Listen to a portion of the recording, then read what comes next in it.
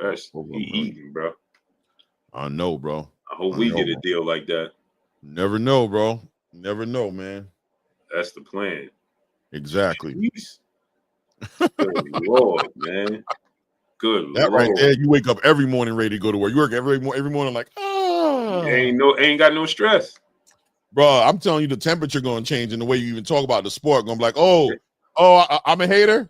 Oh man, bro. Yeah, you just going to accept it. Bro. Yeah, no problem, man. we all got opinions, man. I'm just glad you're here, man. Hey, man. No problem, brother. No problem. Unbothered. If unbothered was a person, no problem. No problem. You got it, brother. You got it, brother. You know what I'm saying? Yeah. I'm just a squirrel in your world. You know what I'm saying? That's it, bro. I can take a little criticism from my fans. I can take a little criticism. Yep. Hey, man, you start having that Floyd outlook. Listen, good, bad, and indifferent is good for you to keep me in your mouth. 100%. Hell of a guy you are. You're a hell of a guy, bro. Great guy. Could have been anywhere. You're doing a great job. Could have been anywhere. Yo, remember on what was the movie with Will Smith when he was the superhero? Hancock. Remember? Right. Hey, good job.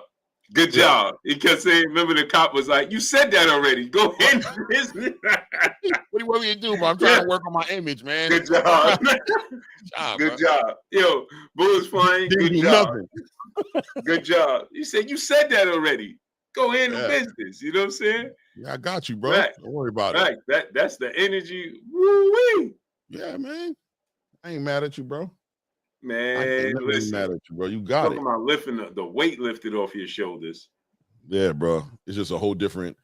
I mean, you got problems still because we human. Problems are gonna be there, but it's gonna be different problems. What do you say in the Wolf of Wall Street? Yo, did Cole see? Or did y'all see Tio get pressed by Najee from Cigar Talk earlier today? Nah, I didn't see it. I didn't see it, bro. No, I didn't see that. Najee said he had smoke for him, though. He said he was gonna press him. He said that about a month or two ago. He said he gonna see him, he gonna press him. He said that straight up. I remember when he said that. Oh, about the racist comments? Yeah, just all about that, man. I seen Punch out there about to get in a fight over Tio. I'm like, come on, bro. Yeah. I didn't even. I was in so much pain, bro. I'd seen Punch start getting. I'm like, why did he? I'm like, how did Punch even get involved? Because he was riding with Tio and his dad, and they were pressing Tio, so he was holding them down. I guess he was repping for. He was with them, so he was being with them. But it's just like, Punch, bro, don't get in the middle of that. That boy's bringing on way too much trouble to his own front door, bro. What you guys didn't expect that? You ready to go fight for him, bro? Nah, bro. Right. That don't make sense. Nah, bro. Made the bet. Ron Purtle said, "Earn the subscription for me." I gotta see it now. Let me see here. Oh, he pressed him in real time, like I'm trying to find it. What was it at? They said it's on Fight Hype. Fight Hype or Fight Hub?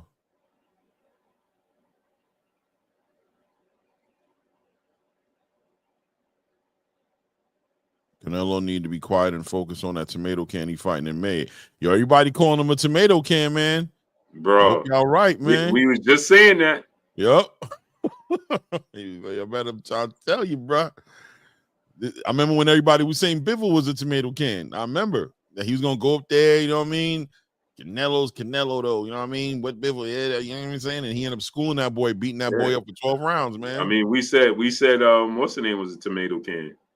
They said it's on Fight Hype. Yeah, Fight Hype. Okay, let me see.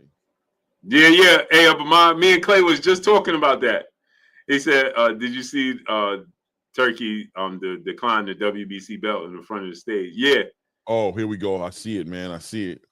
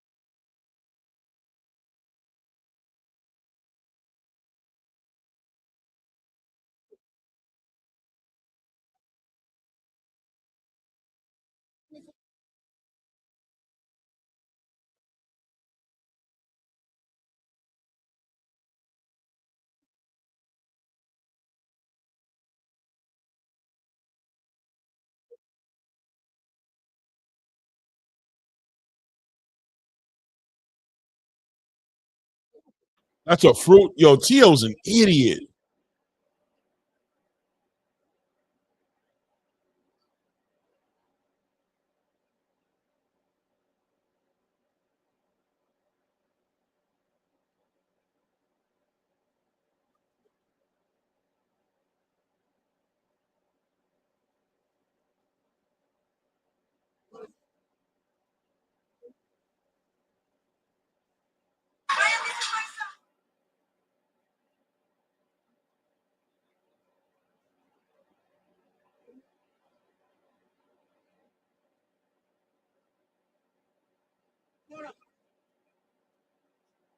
Oh my God, this dude said, you know why I did it? So everybody can look at me and I can say God is the way.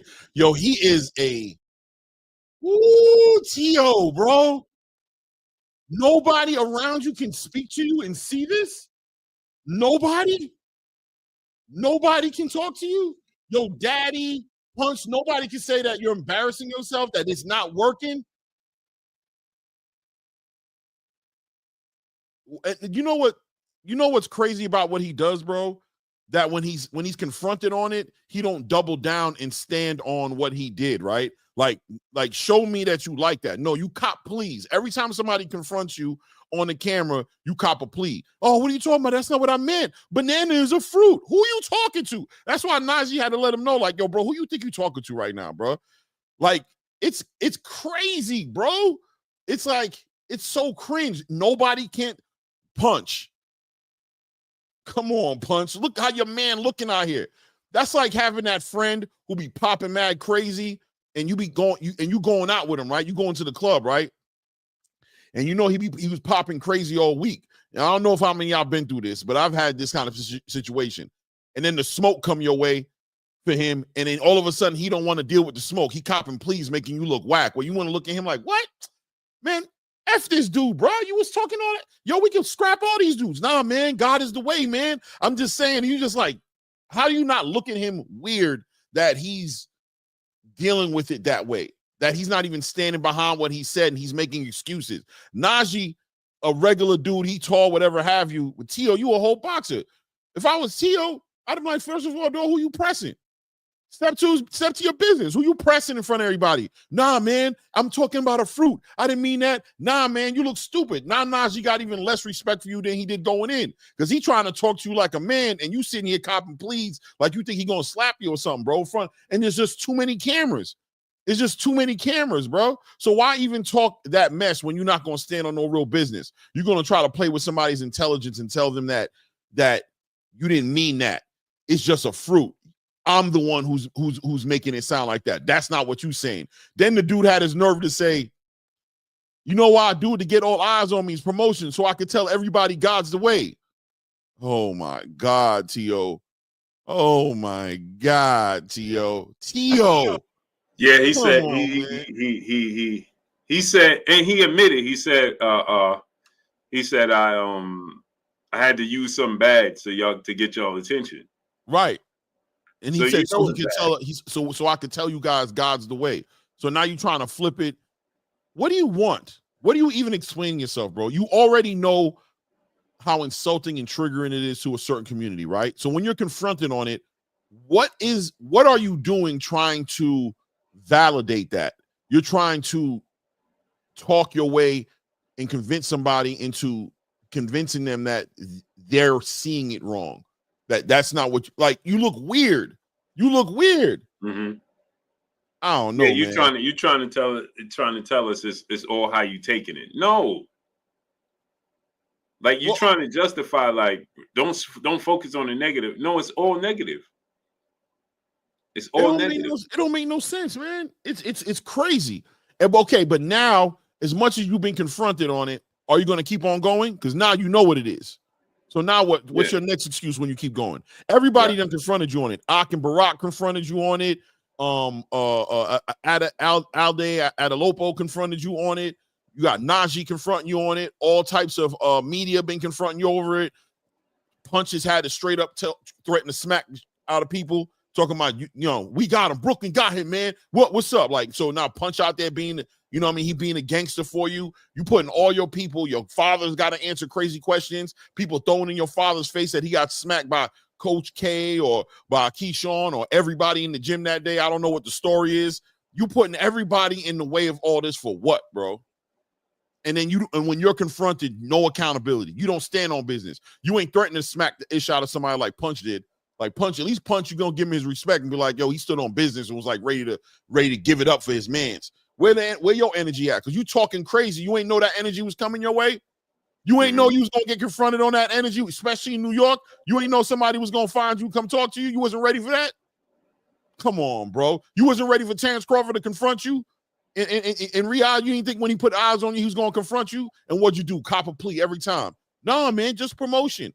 That was your game plan, to insult the whole race of people and then yell out it was promotion, and everybody was going to be like, oh, okay. Oh, right. I didn't know. Right, okay. right. It's justifiable. Yeah, bro. You look crazy. You look crazy out here, bro. Yeah. And then on top of it, he's still saying he only refer to them as what they refer to themselves. But Terrence Crawford never call himself. Right. Terrence Crawford has never called himself a gorilla, an ape, a monkey, nothing. He's never referred to himself as that. Nothing. At all. Ever. Bud is the closest nickname he's ever had. That's Bud, it. That's it. He don't even call himself a dog or nothing. You just nonsense, bro. There's no the fact that you're not ready to stand on no business, you should shut your mouth, bro. Right. The fact that you're not ready to stand on it lets you know that you're embarrassed. Salute. Right. It's just nasty word, bro. Salute my brother Charles Edward Cheese in the building.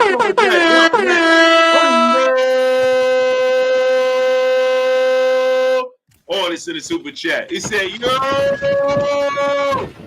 Salute, Cheese. What's good, Cheese? What's good, Cheese? Jay Lynn, peace and blessings, Queen. She said, what happened? Najee from Cigar Talk, he pressed Tio, and the security tried to get Najee up out there, and he was like, don't touch me. Right. He's like, yo, bro, I'm not gonna do nothing. I'm gonna leave. He was leaving. It's Joe Lee said, did you see what I seen? Nah, I don't know what you're talking about. Tell me what you're talking about. Braska Rob, my brother in the super chat, dropping that Cinco. On the super chat. Green is from the mean streets of North Omaha, Nebraska. It's different. It's a difference. You ain't lied. Maya Egypt, peace and blessings, Queen. How you feeling today? So let's get into this, Clay, shall we? Canelo Alvarez had his press conference for William Skull today. There's a grave size difference between the two. And we both was talking off the record, and we both feel like this could get a little dicey. Hopefully, I don't think it's going to be easy. Yeah, it may not be as easy as we think. And then Canelo, obviously, to build up his fight, he did interviews, Hot 97, so on and so forth. And obviously, he's going to be asked about the biggest topic, the hottest topic in boxing, the Tank Davis Lamont Roach. And Canelo said he lost. He lost. It was a draw, right? But he lost. It should have been a 10-8 round, right? They need to overturn that. That's what Canelo said. They need to overturn it. So the New York State Boxing Athletic Commission, I feel that they are feeling a lot of pressure. Monica Johnson, peace, bless, Queen. I think that they're feeling a lot of pressure to do the right thing. We heard the former president, Randy Gordon, he said, listen, if it was up to me, and he know people. He was the former president, right? He said, if it was up to me, it's not even a question. It's black and white. Overturn it. They have the power. And then this is the thing for me, Clay. He said they have the power to overturn it. Right. Which to me, that put pressure on them. Right. Right. Because it's like, they can do this. He told the world they have the power to do this. Right. Don't let them fool you. In other words, in my opinion. Right. They can overturn this. And now you having people like Terrence Crawford, Canelo Alvarez, Eddie Hearn. I mean, all these people are coming out and they're like, bro, I mean, all the fighters, Ryan Garcia, Devin Haney, Teofimo Lopez, everybody is saying, bro, what are we doing? You know what I'm saying? And like you said, Clay, it just sets a bad precedence if they don't do it, right? And like George Kambosos said, he said something that was extremely smart to me, right? It was telling. He said, okay, cool. If they don't overturn it, the next time I get hurt, I'm going to take a knee and tell you I had something in my eye. Yeah. And he says, so everybody's going to do is just do that. That's what I've been saying. I've been saying it, bro. Like, right.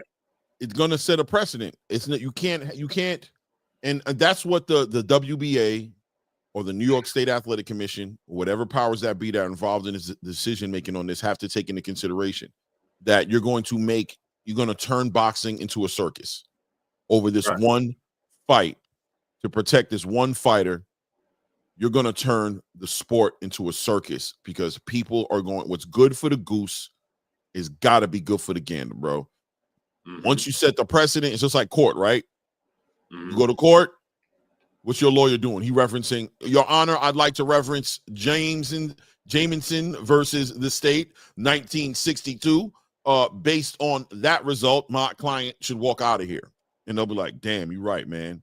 It was the same scenario. We can't prove on one. Yep, we're going to let him out off the strength of that case. And they'll put it on there. Off the strength of that case is why we're letting you go. And it's going to be the same reference. Like, that guy could look like he was, maybe he was tired. Maybe he was exhausted. Maybe, especially like in the heavyweight division, maybe trying to figure it out. But, I'm going to take a knee, bro, because the eyelash got in my eye. Right. I need somebody to wipe this eyelash out my eye. And to make it worse, right, Clay? When you wipe the footage, when you watch the footage, when he puts his head through the ropes, and Calvin didn't even wipe his eye. He wiped the top of his head. Yeah. He wiped his forehead. And then I watched in between the rounds when he sat on the stool. He never wiped his eye again. Right. So,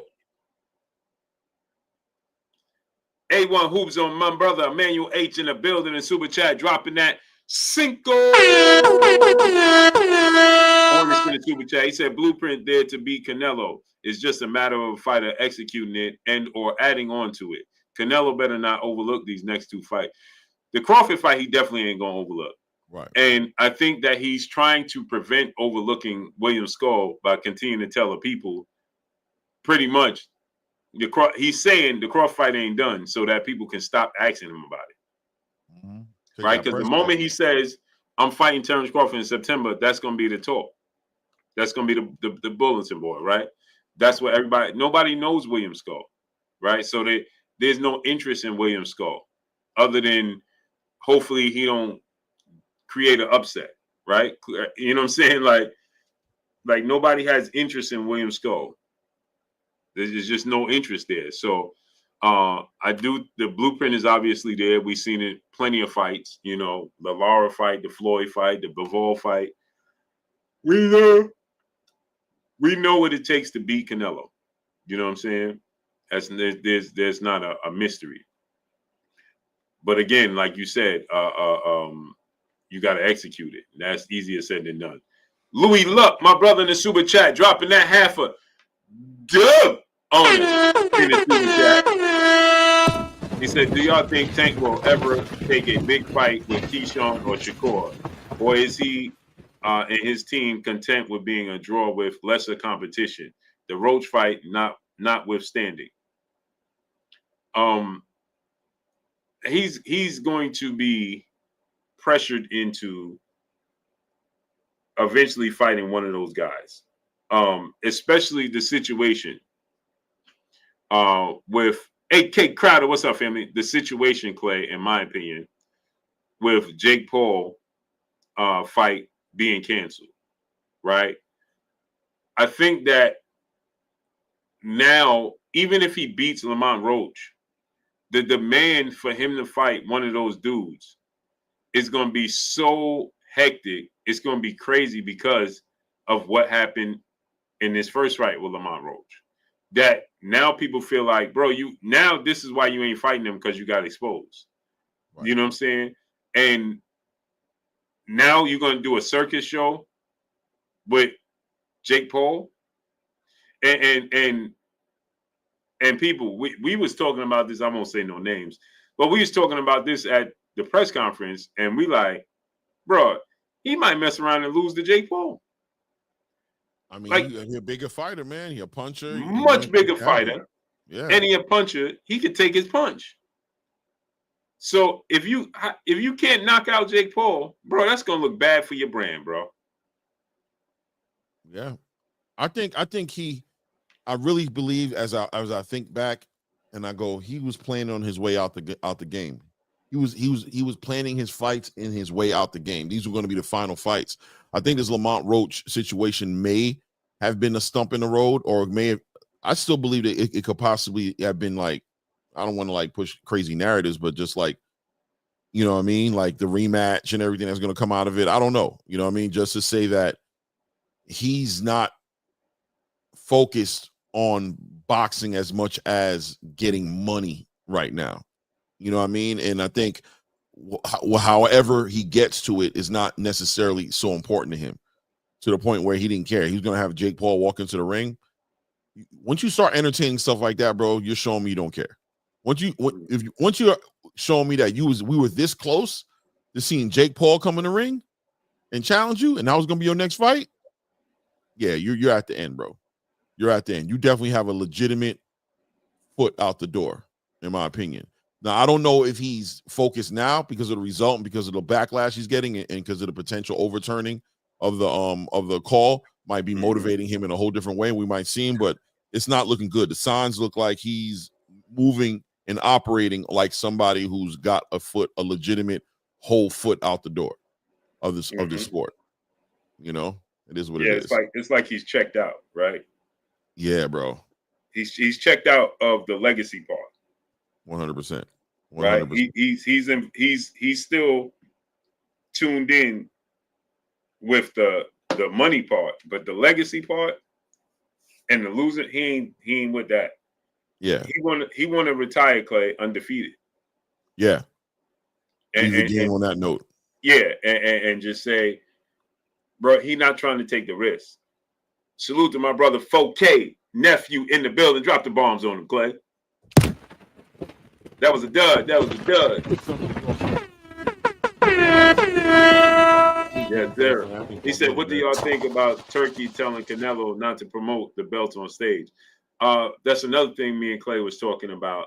It's a good thing because he's taking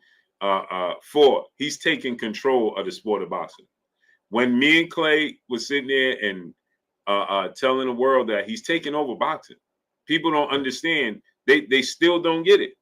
Right. He's inside Square Circle, King Judah. What's up? He's taking over boxing, right? He is setting, again, we're going to use that word again, Clay. He's setting the precedent, right?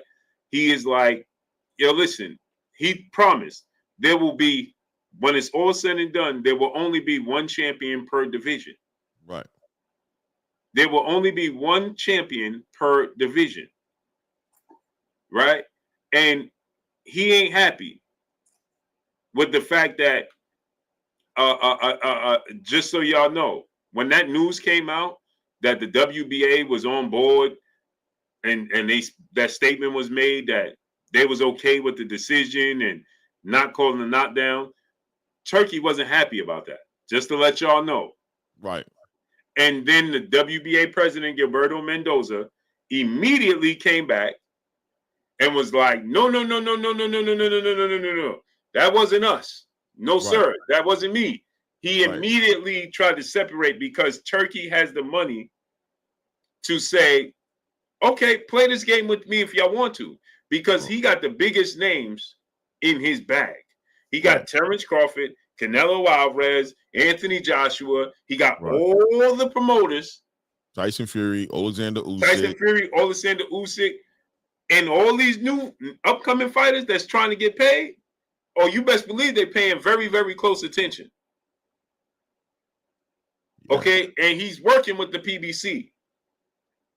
Contrary to popular belief, he works with the PBC. Right now, PBC was just involved with this promotion. They was at in New York. Yeah, because New York for that press conference. Yeah. Right? So don't believe the hype. You feel me? So with that said, Urban agree. What's up, family? I loved it, 4K. I'll let Clay give his thoughts. But in my opinion, 4K, I loved it because he's setting the foundation. He's letting you know, bruh, I told y'all it's going to be one belt. We starting right now. It's going to be the Ring Magazine, Undisputed Belt, whatever it's going to be. That's it. That's all. So what he's doing, right, Clay, in my opinion, is he putting pressure on the other sanction bodies. Y'all going to get down or lay down. Yeah. Y'all going to start doing the right thing, or y'all going to be up out of this sport. Because when I have my league and my tournaments per division, and I'm paying the money that I'm paying, right, and fighters is already talking about where's the money going for these sanction fees and belts don't matter. Play this game if you want to. Yeah. Play that game with me if you want to. You'll be X'd out. Yeah, and I'm interested in something too. I don't know if you want to put a poll up. You know, I mean, maybe towards the end of the show, I want to see what the people are thinking about the one belt, one champion. You know what I'm saying? The best fight the best with this one belt idea. You know, I know I've been hearing across the space a lot of back and forth, right? Just a lot of people obviously on the opposite side of the conversation. Conveniently enough, people who are like really like on the PBC type talk all the time.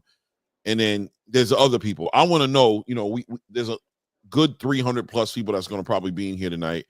I want to know what they think about, is this a good idea or a bad idea? How do they feel about the one belt thing? You know what I mean? Like, are we all on the same page about this, or is this, you know, a bad idea? You guys like the belts. The history is there. You know what I mean?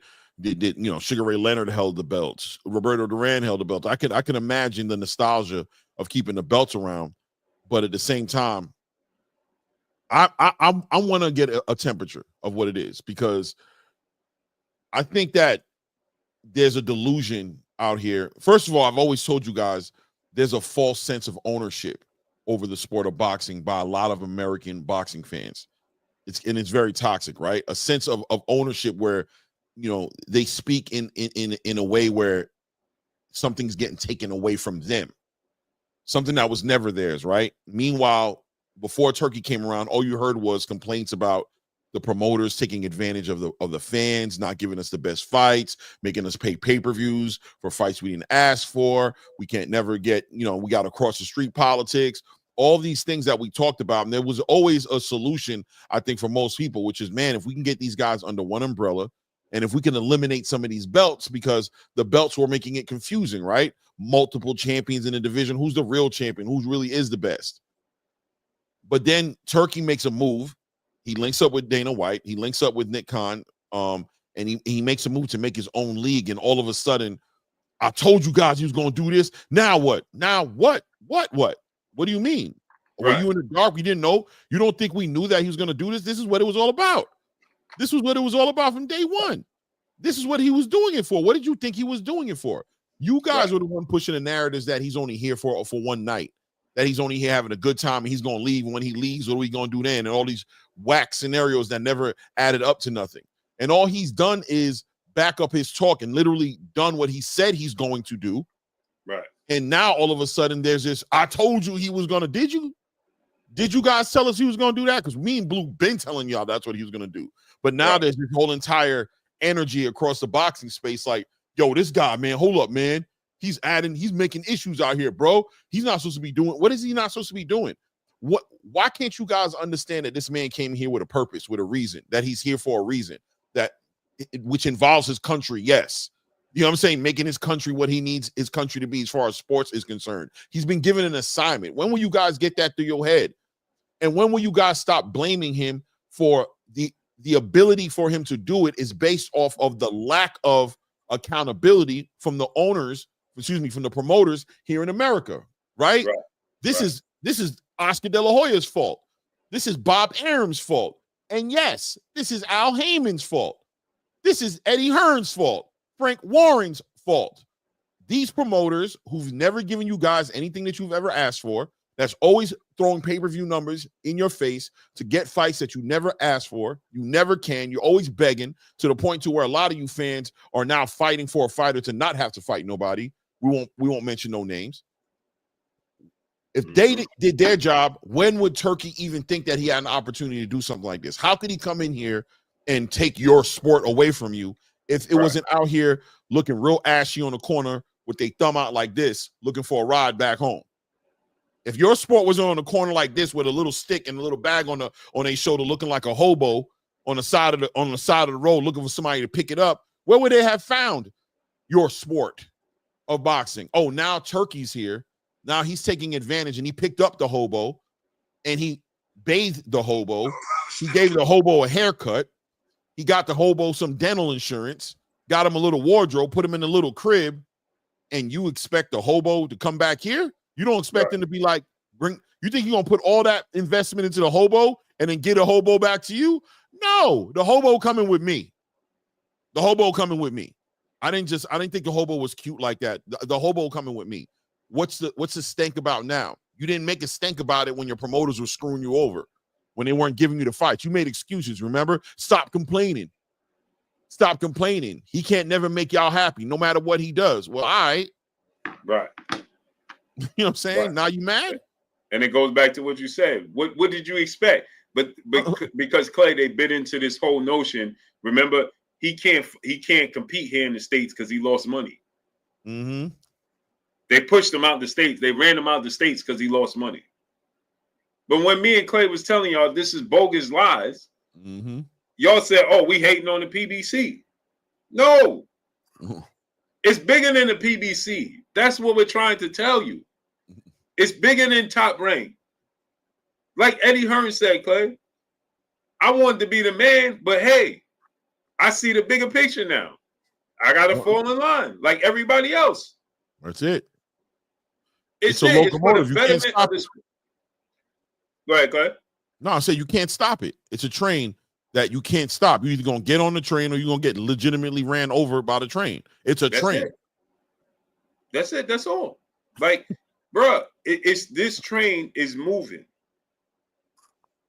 It's leaving the station whether you on it or not. Don't be late. Yeah. You treated your girl extra nasty, bro. And here's the thing, right, Clay? That's so bizarre, right? Is that people was complaining and crying that they wanted to see Undisputed. Well, this is Undisputed.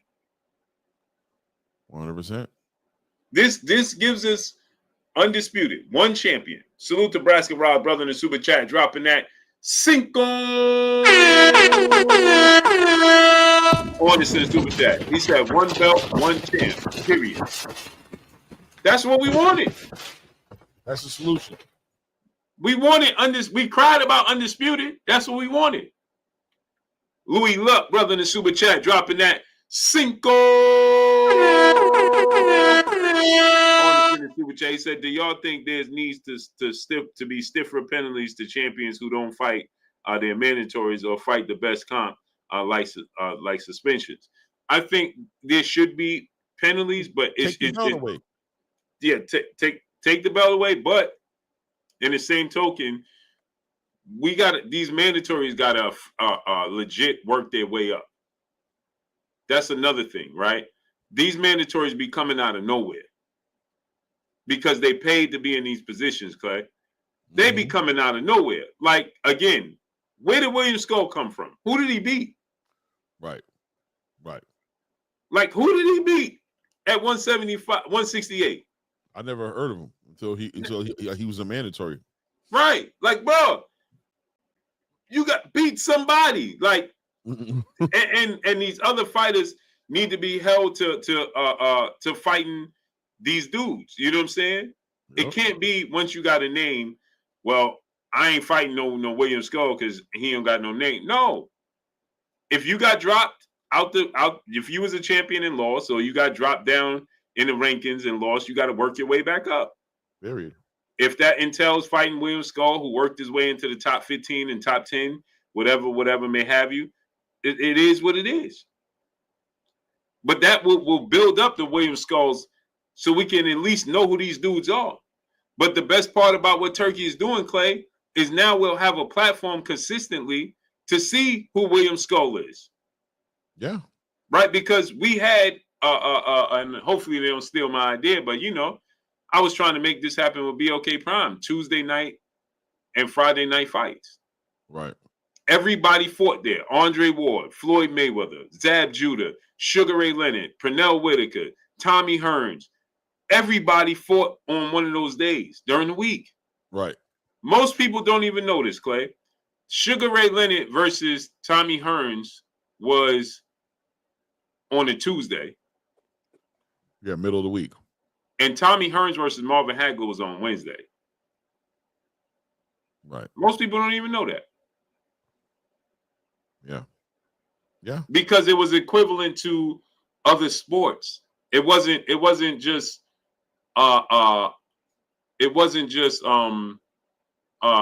handcuffed to a weekend thing. Right? It was a sport like every other sport. So we could get the NBA Finals. One of those games could be on a Tuesday. As a matter of fact, the NBA Finals games, they very rarely be on the weekend. Baseball, those games are very rarely on a Saturday and Sunday. The majority of them is during the week, Monday through Friday. Yeah, it's you know what it is. The game got manipulated by promoters, bro. And promoters have always been here to get their money and always doing their things, right? To manage it. But once the understanding behind the knockout and behind the casual fan came into play, they started manipulating things and started saying, we can get the guy who knocks people out, and it don't matter who he stands in front of. As long as he's knocking people out, they're going to love it. And we can make money because now we can pay the guy who's getting knocked out a super fraction of the money that we're paying the guy who's doing the knocking out. And now we can pocket bread. And then once they were able to get networks to buy into the idea of paying for fights, big purses for fights, and highlight the packed out building and the no empty seats and the pay-per-view numbers, and they were promising the networks that this trajectory was going to continue to go up and up, and convince the networks to get their money later rather than now, which led to them getting effed over, right? When they to the point where they had to walk away, but the promoters were able to make a whole lot of money up front. You know what I'm saying? On the front end. Oh, you want to go our separate ways? All right, man. Horrible, man. I really wish it worked out. $30 million later in their bank account, $50 million later in their bank account, right? The game became muddied. The waters became muddy once that started happening.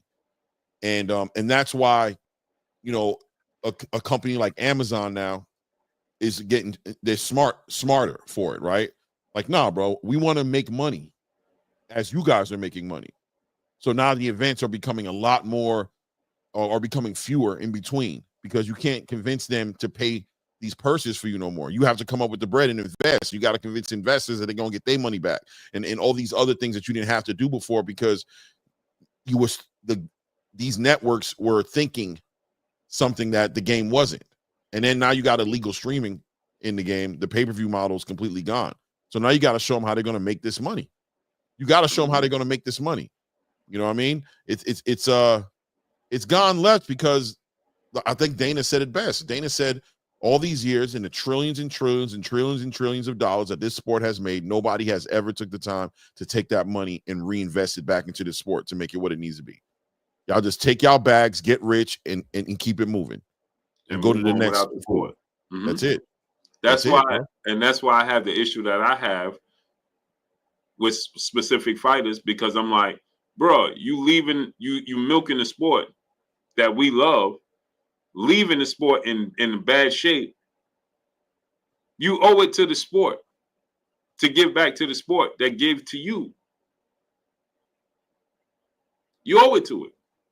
Hannibal, brother, in the super chat, dropping that half a dub on us in the super chat. He says, salute, Blue and Clay. Salute to your family. Salute, King. My brother Jay Good in the building. Drop the bombs on my brother Jay Good. That was a dud, Clay. Dud. I don't know.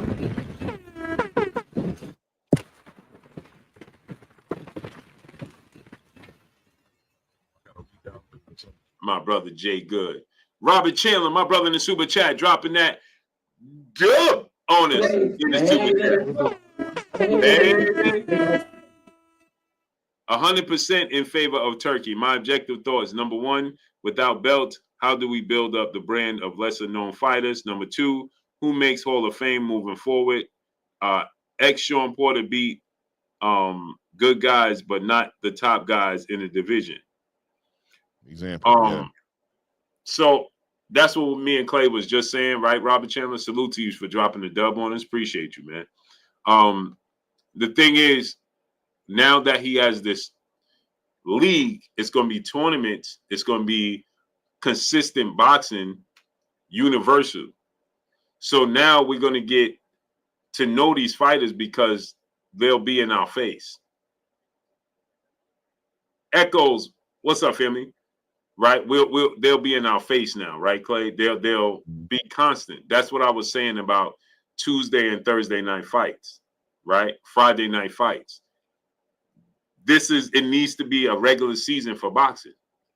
These pay-per-view events is the playoffs and the finals. You know what I'm saying? But we need to have regular season, constant boxing. Right. I hope that Turkey brings back the Contender Series. You know what I'm saying? That's another thing he could bring back, the Contender Series, right? Bring back the Contender Series and introduce fighters. G tatted up. What up, nephew? That the mass majority of people don't know. Have them on the Contender Series. Put these Contender Series episodes when you have big pay-per-view, right? Instead of having podcasts and instead of having concerts, right? Have episodes of the Contender playing, or you know what I'm saying, Clay? Like put them on the forefront. Right. Constantly. You know what I'm saying? When you having all access 24/7, whatever, have the Contender Series part of it. You know what I mean? Where these unknown quote unquote fighters from around the world, you can get familiar with them. You know what I'm saying? We'll be excited to see Contender Series. Oh man, I remember this dude. You know what I'm saying? Look where Sergio Mora is right now. Because of the Contender. Yeah. I think they're going to do that, something like that. I think that's what Dana's going to approach you with. They're going to have new fighters that they're going to use these bigger stars, these big fights, the fights that nobody else can't make. They'll make it on the platform, but on the undercard, very similar to how you saw Jake Paul and Mike Tyson carry it, as far as being the big headliner, but then having an Amanda Serrano and a Katie Taylor on the undercard, having, Mario Barrios and, Abel Ramos on it, or, all the other fights that they had on the undercard. They'll do that to build up new fighters. They're going to have a new league with that Ring Magazine belt, with that Ring Magazine belt being probably the belt, in my opinion, they're probably going to be giving out in each weight class. And they're going to be building the brand of these new and upcoming fighters slowly. This is like a 5 to 10 year process. They know what it's going to take. They understand this ain't gonna and off the strength of that, boxing as we know it is still going to be here in some shape or form. It's going to be here in Turkey. And if you ask me, he's going to be involved in that because these promoters can't afford to do what he was doing without it. They can't do it. In a way, they kind of screwed themselves, and I don't want to laugh about it, but they kind of played themselves taking the cheese, taking the money, because now if you try to separate from Turkey and catch an attitude and be like, I ain't working with him no more, well, now you got to convince those fighters who are getting those bags to go back to taking those little bags, you know what I'm saying, that you was giving them. So you're just going to be pushing those fighters off of your roster, and they're going to run over to him like, Turkey, you hiring? You know what I mean? As soon as they're done with their contracts. So Turkey's going to still operate in that space, in that capacity, still giving those Ring Magazine, Fatal Fury type of, events, giving those events that we've seen and gotten used to him doing. He's going to still stay in that because this project is probably not going to really take full speed and do its thing like they want it to do until some years have gone by, after they've built some following, But look, man, I'm all for it. And I think I think the boxers are all for it. I think the promoters are going to have issues, and clearly the sanctioning bodies are probably going to have issues with it because their belts ain't going to be getting that 3% sanctioning body off of like the biggest stars anymore like that. But the boxing fan and the boxers are going to benefit from this. The boxing fans are going to love it. And I think the boxers in general, especially the prospects and the up and coming people who don't have that face yet, they're going to be able to really jump into this, make money, and build up their brand. Get access to these facilities, nutritionists, rehabilitation centers, all types of things that come with working with a Dana White when he brings with the UFC facilities. It's going to be good, I think, but you never know. It's going to be great. Braska Rock, brother, back in the super chat, dropping that Cinco on the super chat. He said, facts of the matter is, forget all these belts. I'm off it. Yeah. So these are these fighters. I would like to say this, though, right? I want it to be still an interim champion, just so people can identify and know who the champion is going to fight next. You have 1 and 2 fight or something like that. Mm-hmm. Whoever loses goes to number 1. The person that won goes to the interim champion, and now he's the mandatory for the champion. I like that model, right? Yep. Far Rock Red Fern Trouble said, "Blue, you a cornball. You hard at Tank for no reason. You a hater. Real talk." I guess you meant real talk instead of real take or real take, whatever. But the best part about this is, brother, if you want to hit the link, I could send you the link and you could come up here and tell me how I'm a cornball and how I'm hard at Tank for no reason and how I'm a hater. You got no problem with that. All right, Far Rock? We got a deal and we could put bread on it. You from New York, right? So you know how we get down. So we could put bread on it. So come stand on your square.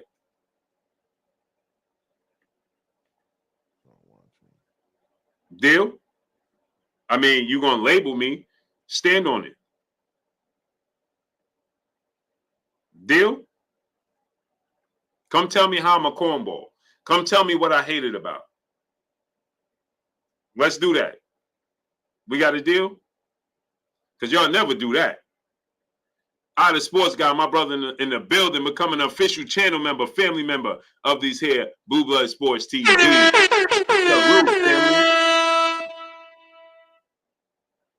Salute my brother Keon in the building. Drop the bombs on him, Clay. Talk about his wannabe husband like that. Yeah. I mean, hit the link, brother. I'll send you the link personally. You right here from New York. Come tell me how I'm a cornball and I'm a hater and I'm hard at Tank. That all sounds good. Hit the link. Come speak your piece. Turn your camera on, speak your piece. I'm cool for it. Deal? And we can put something on it. What we doing? Band up. What up, nephew? But yeah, Clay, so while he's trying to figure out if he want to do that or not, he's figured it out already. Yeah. 504. What's up, 504? Salute, family. So yeah, man. You know, again, I love the idea, you know, what Turkey brings to the table, to the sport of boxing. You know what I'm saying? I love, you know, his commitment to the sport and making a change in the sport. You know what I mean? So I'm all for it. Yeah, I know, I know the reservations people have for Dana White being in the sport of boxing, because many people feel like Dana White has been, you know, getting over on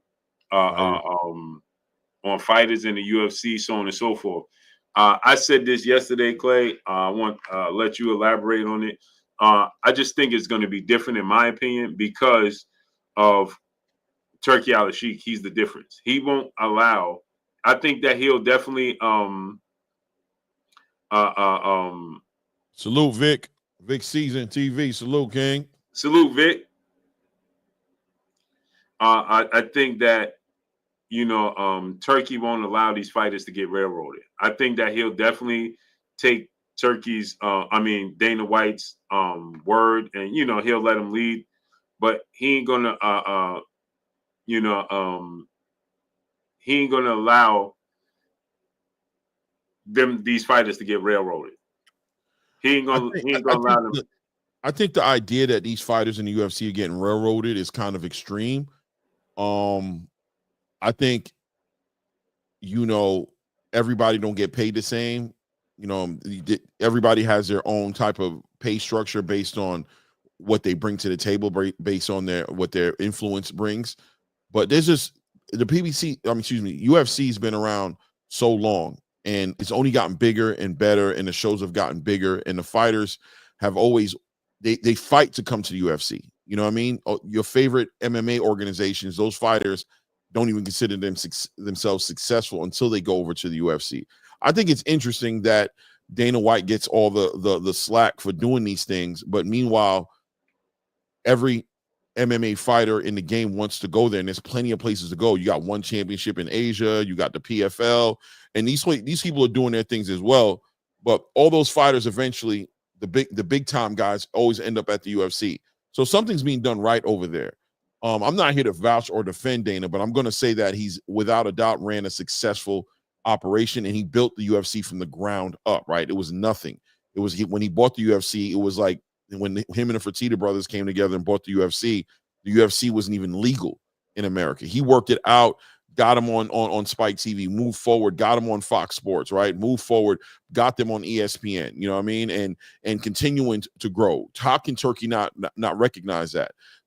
Turkey just has a vetted team right now that has success, right? He has Nick Khan, you know what I mean? The same people who manage the production of the WWE, who's probably like the number one leaders in sports entertainment in the way that their production is worked out. I don't know if I'm ready to subscribe to the idea that he's out here doing anything more than some of y'all favorite promoters are doing to fighters and doing to whatever you have, right? Now he has the biggest budget in the game. Also, he has Turki Al-Sheikh behind him with the biggest budget. So I don't know, man. I say let's wait to see how it plays out. I don't think Dana White expects to build a successful business by effing over fighters. I think that'll get out.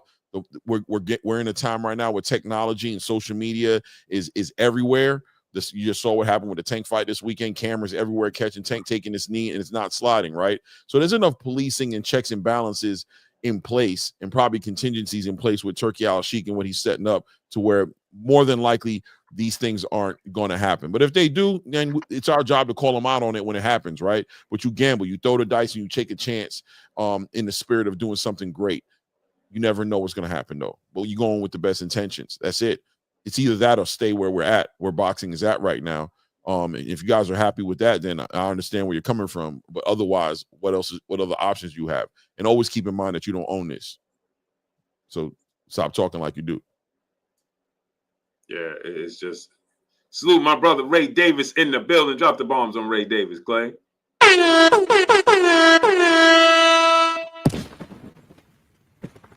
Kendall Sowers, my brother in the super chat, dropping that half a dub on us in the super chat. He said these grown men in their feelings about Tank, like some females, laughing out loud. I hope my girl go this hard for me. It's bizarre. It's bizarre, right? Like, and they no substance to stand on. When you tell them, okay, cool, if that's how you feel, come speak your piece. They disappeared. Why you disappeared? Because they came in here to trigger you right quick, say something right quick, laugh, and be like, ha ha ha, and then that's what they do, man. Right. They come in here just to say something, poke the bear, and then run. Right. Because they know you got the leash of the internet on you. The fact that you can't jump through the screen, you can't, you know what I mean? So they operate off the strength of that. It's just super weird. Like grown men. They supposed to be grown men. Yeah. Supposed to be grown men.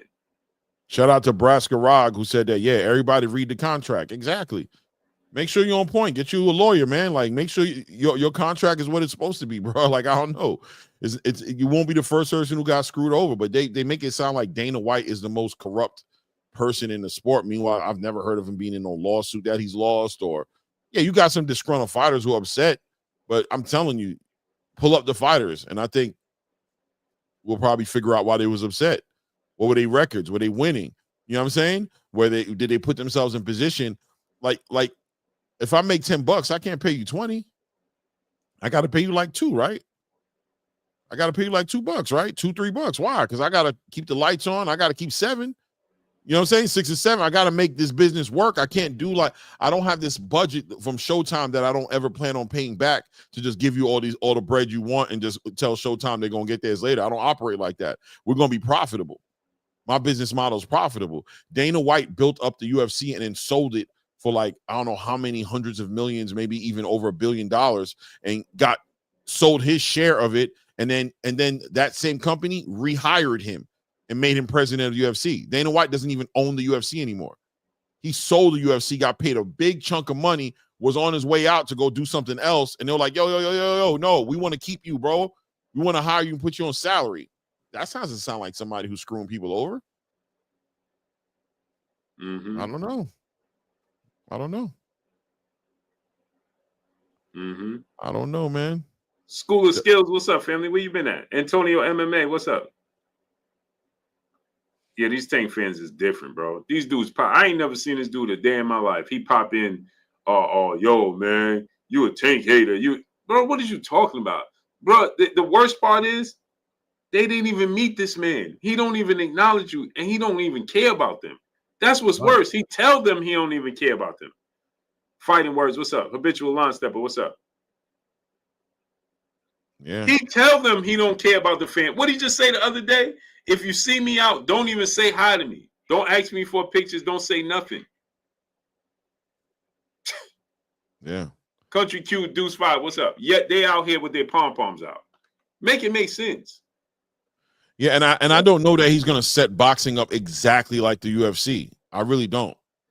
I think it's a whole different idea. Brand new. I don't know. We got to see what happens. I just think the man is smart. He knows how to do business. And as far as him stealing Rampage Reebok sponsorship deal, I don't know. Did he? I guess. I know everybody got Reebok clothes on in the UFC. They all wear Reebok. You know what I mean? All their stuff got Reebok on it. So I don't know. I don't know, bro. Watch your contract, man. Handle your business, man. But as far as a boxing fan is concerned, what the hell do you care? As long as the fights get put on. Right. Salute to Kendall Style, my brother, back in the building, back in the super chat, dropping a half a dub on us in the super chat. He said, at all, argument based, all in feelings, zero facts. Facts. That's why I give them, they know they're going to make a fool of themselves. So that's why they don't click the link, right? You could type that in the chat, but click that link, Boss Latino TV, what's up? And have to come here and actually explain yourself and articulate yourself and tell me what's hating. They can't do that.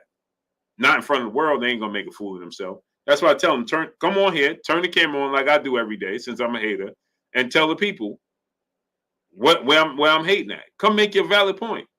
They can't. They can't do it. Blackwater Boxing, brother in the super chat, dropping that good on it in the super chat.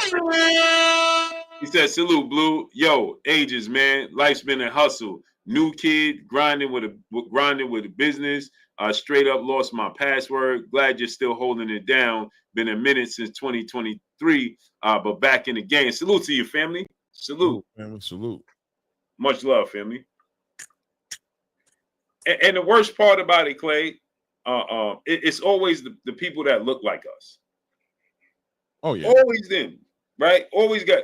Then they want to tell you how tough they are. They want to unalive you. It's like, bro, what are we talking about here? What are we talking about?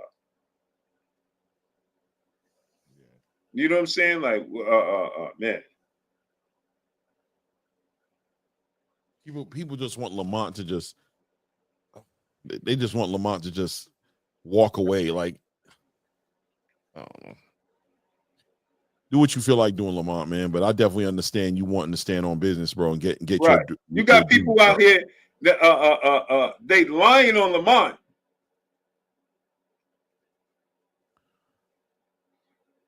They lying on Lamont, right, Clay? Media members, right? Saying that Lamont is hiring lawyers to sue Tank. Are y'all out there talking about how they hating on Lamont?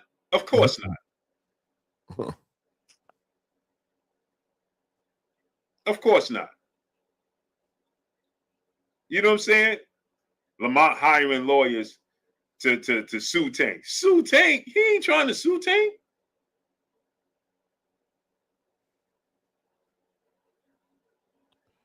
Otherwise, give Dubois his damn win. He beat. I don't. I mean, apples and tomatoes, bro. Like, you know what I mean? Apples and carrots. Like, you guys don't compare nothing to. The man took a legitimate need that he's not even denying. He owns it. He says it himself. I know I messed up when I did that thing, but my eyes was burning. Whatever. And y'all just like, yo, it don't matter, bro. And y'all, the worst thing about it is you saying it to Lamont. Like, Lamont is supposed to just sit there, being a majority draw, and know that that call would give him the win, and just accept the fact that that ref didn't do his job, and that he was allowed to not only take a knee, but stick his head out the ring, be touched by his by coach. I mean, just so many different violations in a matter of about 30 seconds that legitimately made a decision as to whether or not he's the new lightweight WBA champion or not. And man, just rematch it, man. If you think you good, rematch it. No, I think I'm good. I thought I was good when I got ready and I beat him the first time. If he think he good, he should rematch me.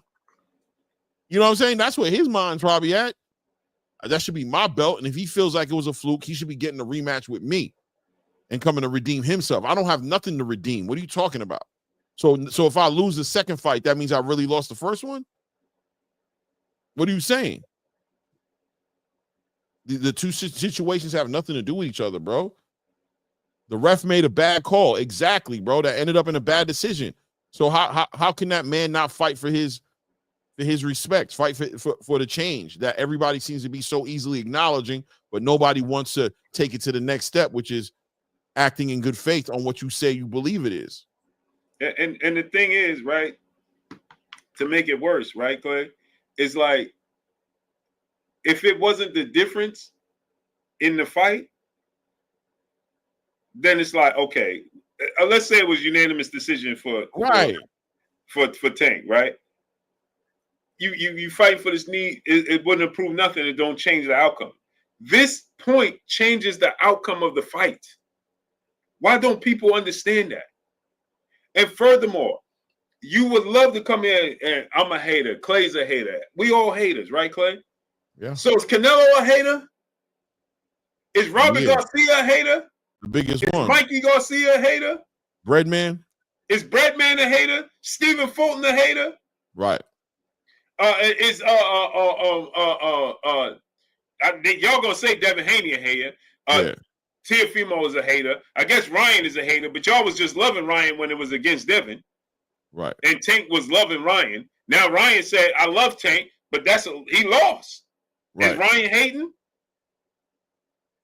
The New York State Boxing Athletic Commission president said that it needs to be overturned. It's a loss. Is he hating? It don't make no sense. It don't. It's just despicable. It's despicable. It don't make no sense. What are we talking about? And you wonder why the sport's where it's at, man. Right. And you wonder why the sport's in the place that it's in, man. Yeah. That's why.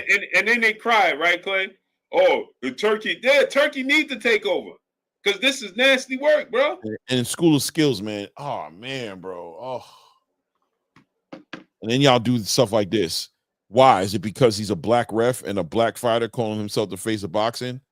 What are you talking about, bro? You can't make this, Clay. You can't make this stuff up. Why would you even say something? What are you talking about, bro? Who raised you, bro? Why is that the answer? How about because he took a knee, bro, and he cheated? What are you talking about? Did he do what we said he did, or did he not do it? If he didn't do it, then yeah, you're right. We're being mean. That's the only reason? Damn, bro. Black power, School Skills. Black power. I hear you, bro. Black power, bro. You my guy. Go sit at the kiddie table, brother. that is the silliest, most that man said that's the only reason. He said that's the only reason. Go sit at the kiddie table, brother. Go have several seats at the kiddie table. It don't make no sense, bro, what you're saying, man. It's so sad, bro, that our people move with that kind of energy, bro, because he's black. Because he's black. We always want to use that now it's because he's black. What are you talking about? That don't even sound right. You know what I mean? How does that? What is that? do a crime. Because it's a black ref. What are you talking about? And he's a black fighter. That's But why. wait. That's the only reason. And then he said it's the only reason. There ain't no other reason but that. It's the only reason. That's the only reason. That wasn't illegal, and that didn't take place. No, it's because it's a black man and a black ref. What are you, bro? Exactly, bro. Duncan Panda Hughes. Is Lamont black still? What about Right. Lamont Rhodes? Is he still black? Ain't his daddy black? You got a father and a son in the corner. Wasn't nobody but black people in the damn building. Damn. But you got a black father and a black son in that corner that got cheated. Straight up. What about everybody who booed Tank when he told them that they got grease in his hair? Are they not black? Right. It's ridiculous, man. It's ridiculous, bro. I don't know what y'all want. You couldn't have said it no better. Stupidity is contagious. 100%. Yeah, Via Pereira. I don't play favorites. Yeah. When does anybody get it?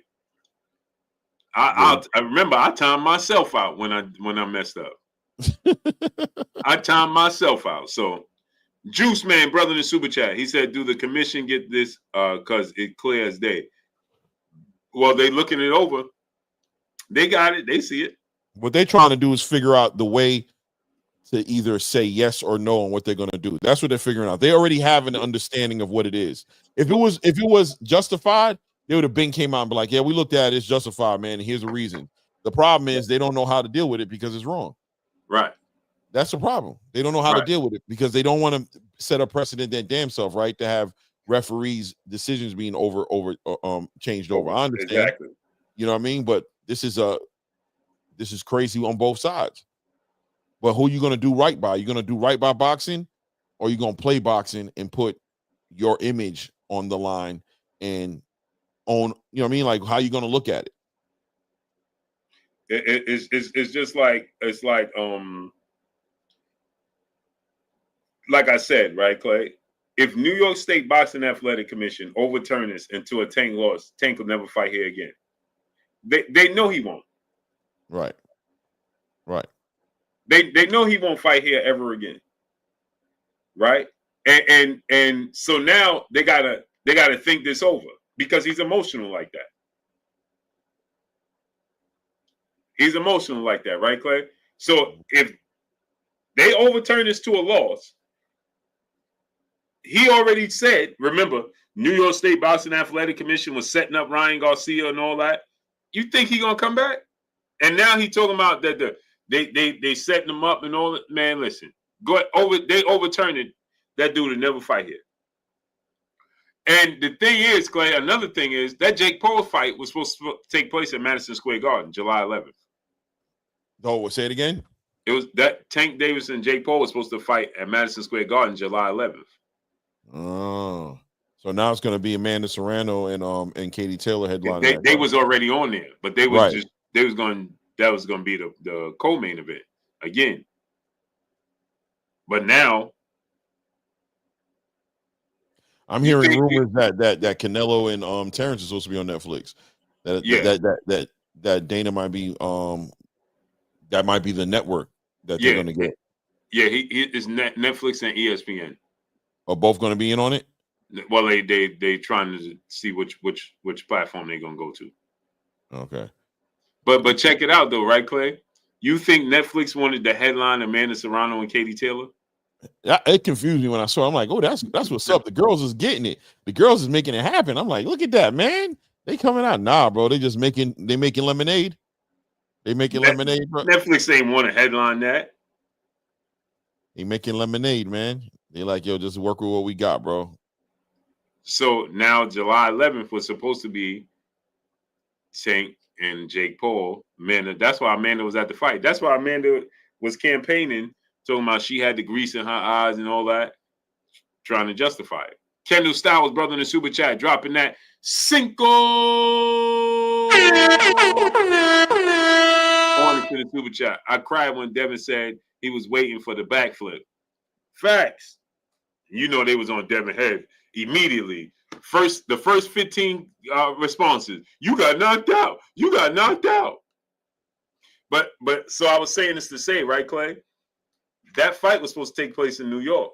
New York State Boxing Athletic Commission. You see where I'm going with this, right. They don't want to jeopardize that deal, that fight, and that whole play.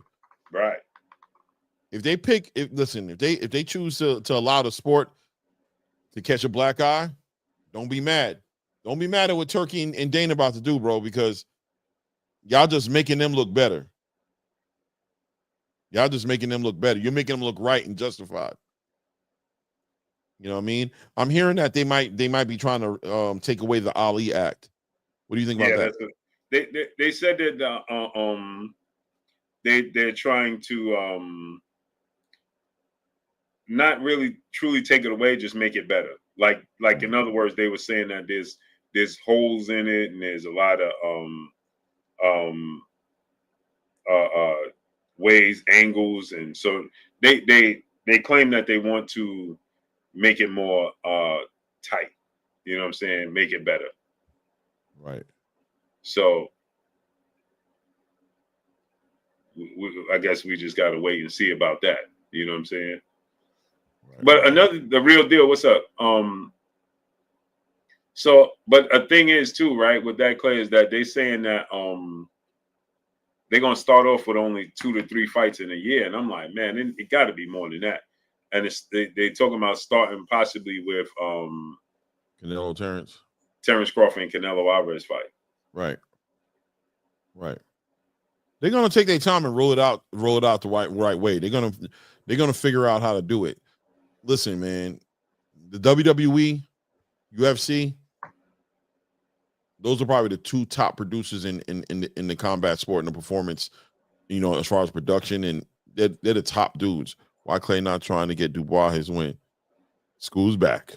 I am trying to get him his win, man. I'm trying to see him fight Usyk, man. Is Dubois trying to get his win back? Is that what's happening? Because I know Lamont trying to get his win. Is that what Dubois is doing? Dubois should petition, man. He should petition. You know what I'm saying? Lamont petitioning, right? All right. So it is what it is. School of skills. It is what it is, man. Can't fight harder for somebody than willing to fight for themselves. He talking about look what they did. He made a bad call against a black fighter. So you don't think the black fighter deserved the? You said do what's right for the black people, right? Right. So you don't think that black fighter deserved to get a fair shake?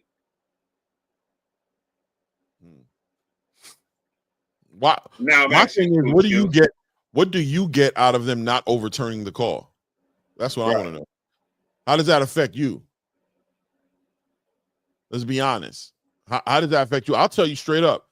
I'm concerned about the sport. So I think it affects the sport for them not to make the right call. I want the sport to benefit from it. Why do you want it not to get turned over? Because it doesn't benefit the sport. So what is it? Who does it benefit? And it benefits a black man and a black father. Right. It's life-changing for a black man and a black father. Yeah. I ain't got to put 2 and 2 together. I can't add, man. I went to public school, bro. I'm out here. We can't add, brother. We went to public school. I'm out here like this still. I'm like this still. This is what I'm doing. I'm out here doing this. I still use the lines. Right. 1 finger, 2 fingers, or 3 fingers. I'm still, you know what I mean? Anything over 10 fingers, it's a blur. It's a blur. Right. There was a black rep. Okay, so then it would be a new black face of boxing. And Lamont Roach. That wouldn't it be a new black face of boxing? Not so smart guy? Come on, man. Yeah, man. It would just be a new face of boxing. A new black face of boxing. Or you don't want that black face of boxing. You want the light-skinned black face. Is against to new takeover. Rewrite that. I don't know what you're saying. The black face of boxing is against to new takeover. What he's saying is that Tank is against Turki Al-Sheikh. So this listen, man. When you got connections like that, man.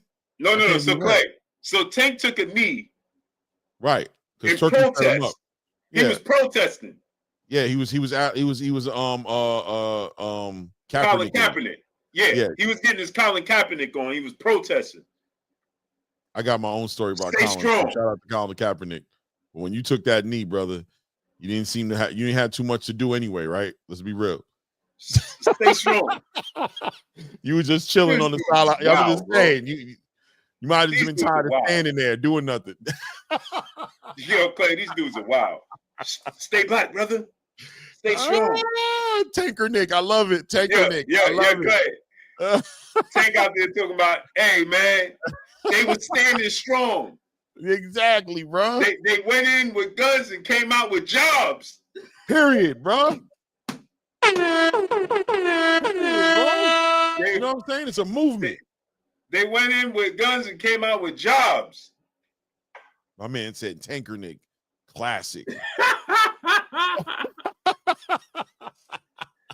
Yo, man, you can't make this stuff up, man.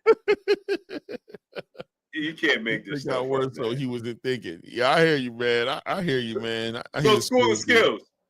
Was it okay for him to blame the black woman? Yeah, man. Now, school of skills, tell us about that. He blamed the black woman. Is that okay? WBO. And jeopardized her livelihood. He's a multi-millionaire. He jeopardized this black woman's business and livelihood because you had all types of black men, grown men, right here on these social media platforms going at this black woman, talking about she lying and she set her fight up. She set their fight up and nearly messed up his career. So I'm asking you, school of skills, is it okay for this black man that you said is the face of boxing to set up and blame this black woman and jeopardize her business when he's a multi-millionaire and she just making it through? At least you know it, school. Now answer that question, school of skills. Is it okay for him to lie on this black woman? You still talking about put 2 and 2 together. I'm asking you a question.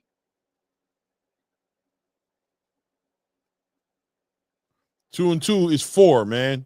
I just did it on my fingers, man. So now what? It's 4. Dudes just be talking because they can. Real deal, my brother in the super chat, dropping that Cinco. On us in the super chat, he said if they overturn this, just make sure they give Hector his 130-pound WBA belt back too. Lamont became a champ on a bad ref call, in my opinion. Okay. Holla at Hector, man. Send him a message and let him know you got his back. Start the petition up. Hector's unaware of it. Hector ain't complaining about it. Right. What bad call? Real deal. What bad call did Hector have? Yo, these dudes is wild, bro. Let Hector know, bro. Send him a message. Send Hector a message. Send Daniel Dubois a message. Let them know you got their back and that they need to petition this. Let them know. I got their back, man. I'll support it. If they feel like they got a case, I'll support it. These dudes are weird, bro. Now can Lamont do what he got to do? Now is it okay that we support if Hector and Daniel Dubois decide to go ahead and petition to the sanctioning bodies or the athletic commissions that they were treated unfairly so that they can have it looked at? I'll be like, go for yours, bro. If you feel like you were cheated, you should do something about it. Now can Lamont live? Right.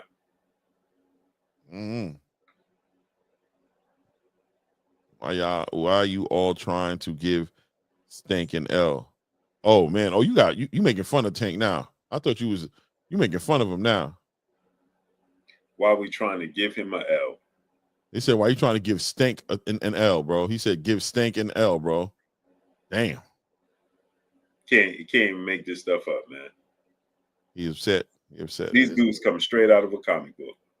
Is what it is. How Jim Kelly said it. Suddenly, I like to leave your island. Did y'all watch the Hector versus Roach fight? Yeah, I seen it. He talking about a rabbit punch. Oh, it was a rabbit punch. Right. It still was a punch. Right. And Hector turned his head in that position to get punched like that. He didn't voluntarily take a knee. Mm-hmm. Well, switch it due to a blatant behind the head punch. Suddenly, I like to leave your island. That's how the Tank fans are feeling now. Life has new meaning to me. To me. That's how y'all feel. Now you in your feelings. Now you Yeah. want to talk about Daniel Dubois. You want to talk about Hector Garcia. You want to bring up, you know what I mean? You suddenly. Yeah, it's wild. I've never seen a fan base like this. Never. No, it Not is. It's Mike messed up. Tyson. I've never seen this ever in my life. Exactly, James Stasher. Dudes are always trying to ice skate uphill. They always trying to ice skate uphill. I'm play some R&B music for y'all, man. Y'all be crying, bro. Look, now they're regurgitating some nonsense somebody else told them. Yeah, the echo chamber. Yeah, echo chamber. That's a Right. slippery slope, overturning a decision. How's it a slippery slope? No, it's doing what's right. What are you talking about? Chiquia Fields, peace, blessings, queen. How you feeling? Doing what's right is a slippery slope. Before you know it, they're going to want to keep on doing what's right. Right. Before you know, you know it, they're going to be making the right decision overall. All the time. You ready for that? You ready for all these right decisions to be coming? Right. You let them in. Now all they're going to be doing is making right decisions. Right. Rich Porter, what's up, family? This nasty word, bro. How dare you make the right decision? Yeah. I see Big Latino. How dare you make the right decision? Box Latino TV, my brother in the super chat, dropping that. He said, Blue, I think Lamont should just ask for a rematch because Tank looked out for him and let him get a payday. And now Lamont trying his hardest with all these lawyers and stuff to take Tank's spot on some backstabbing. What? Yeah. Yo, Diabolical, Claire, I'll be right back, man. I gotta go to the bathroom. It's diabolical, man. Oh man. Oh, look, whatever he wants to do, maybe he'll listen to you guys, and maybe that's what he'll do. Maybe he'll look at it like he's backstabbing Tank, so he not look at like like what it is, which is holding. But wait, Clay, he shouldn't have tried his hardest to win the fight either. He should have just accepted the fact that he was getting that payday. How dare he actually try to hurt Tank and actually win the fight? Right. How dare he? No, he should have. How dare he come in there and try to win the fight and do Tank like that? After all Tank has done for him, he gonna punch him in his face that hard? Right. I'll be right back, Clay. Yeah, no doubt, man. He gonna sit there and hold 12 rounds down like that? Diabolical. He gonna sit here and actually try to win. And now that he won, yeah, I took a knee and the score would have him winning. But damn, man, what does that cost? If you win, what does that do to me? Now I gotta lose. Man, backstabbers. That's why I don't show no love to these niggas, man, because they ain't got no loyalty. I don't show no love to these dudes, man. They don't got no loyalty, man. Yeah, I understand you want to win, but what about me? I'm supposed to lose? Come on, guys. We got to stop this, man. We should stop it. We ain't got to do nothing because God knows if we had to do it, they can't even think past his bias. Wow. Yeah, okay. What bias? What bias? I don't get it. I never will get it. You know what I mean? Y'all definitely ain't got to do nothing, that's for sure, because if y'all had to do something, God knows this world be a different place. So you guys are free to do what you want to do. But the whole entire boxing space, about 80+% of the boxing space is screaming foul. They're screaming foul. And you guys want to say that I'm sitting here screaming foul from my perspective. I disagree with overturning any decision, even if it's wrong. Damn, the people who got off on death row, bro, they'd have been hating on you, bro. They'd have been like, damn, bro, diabolical, bro.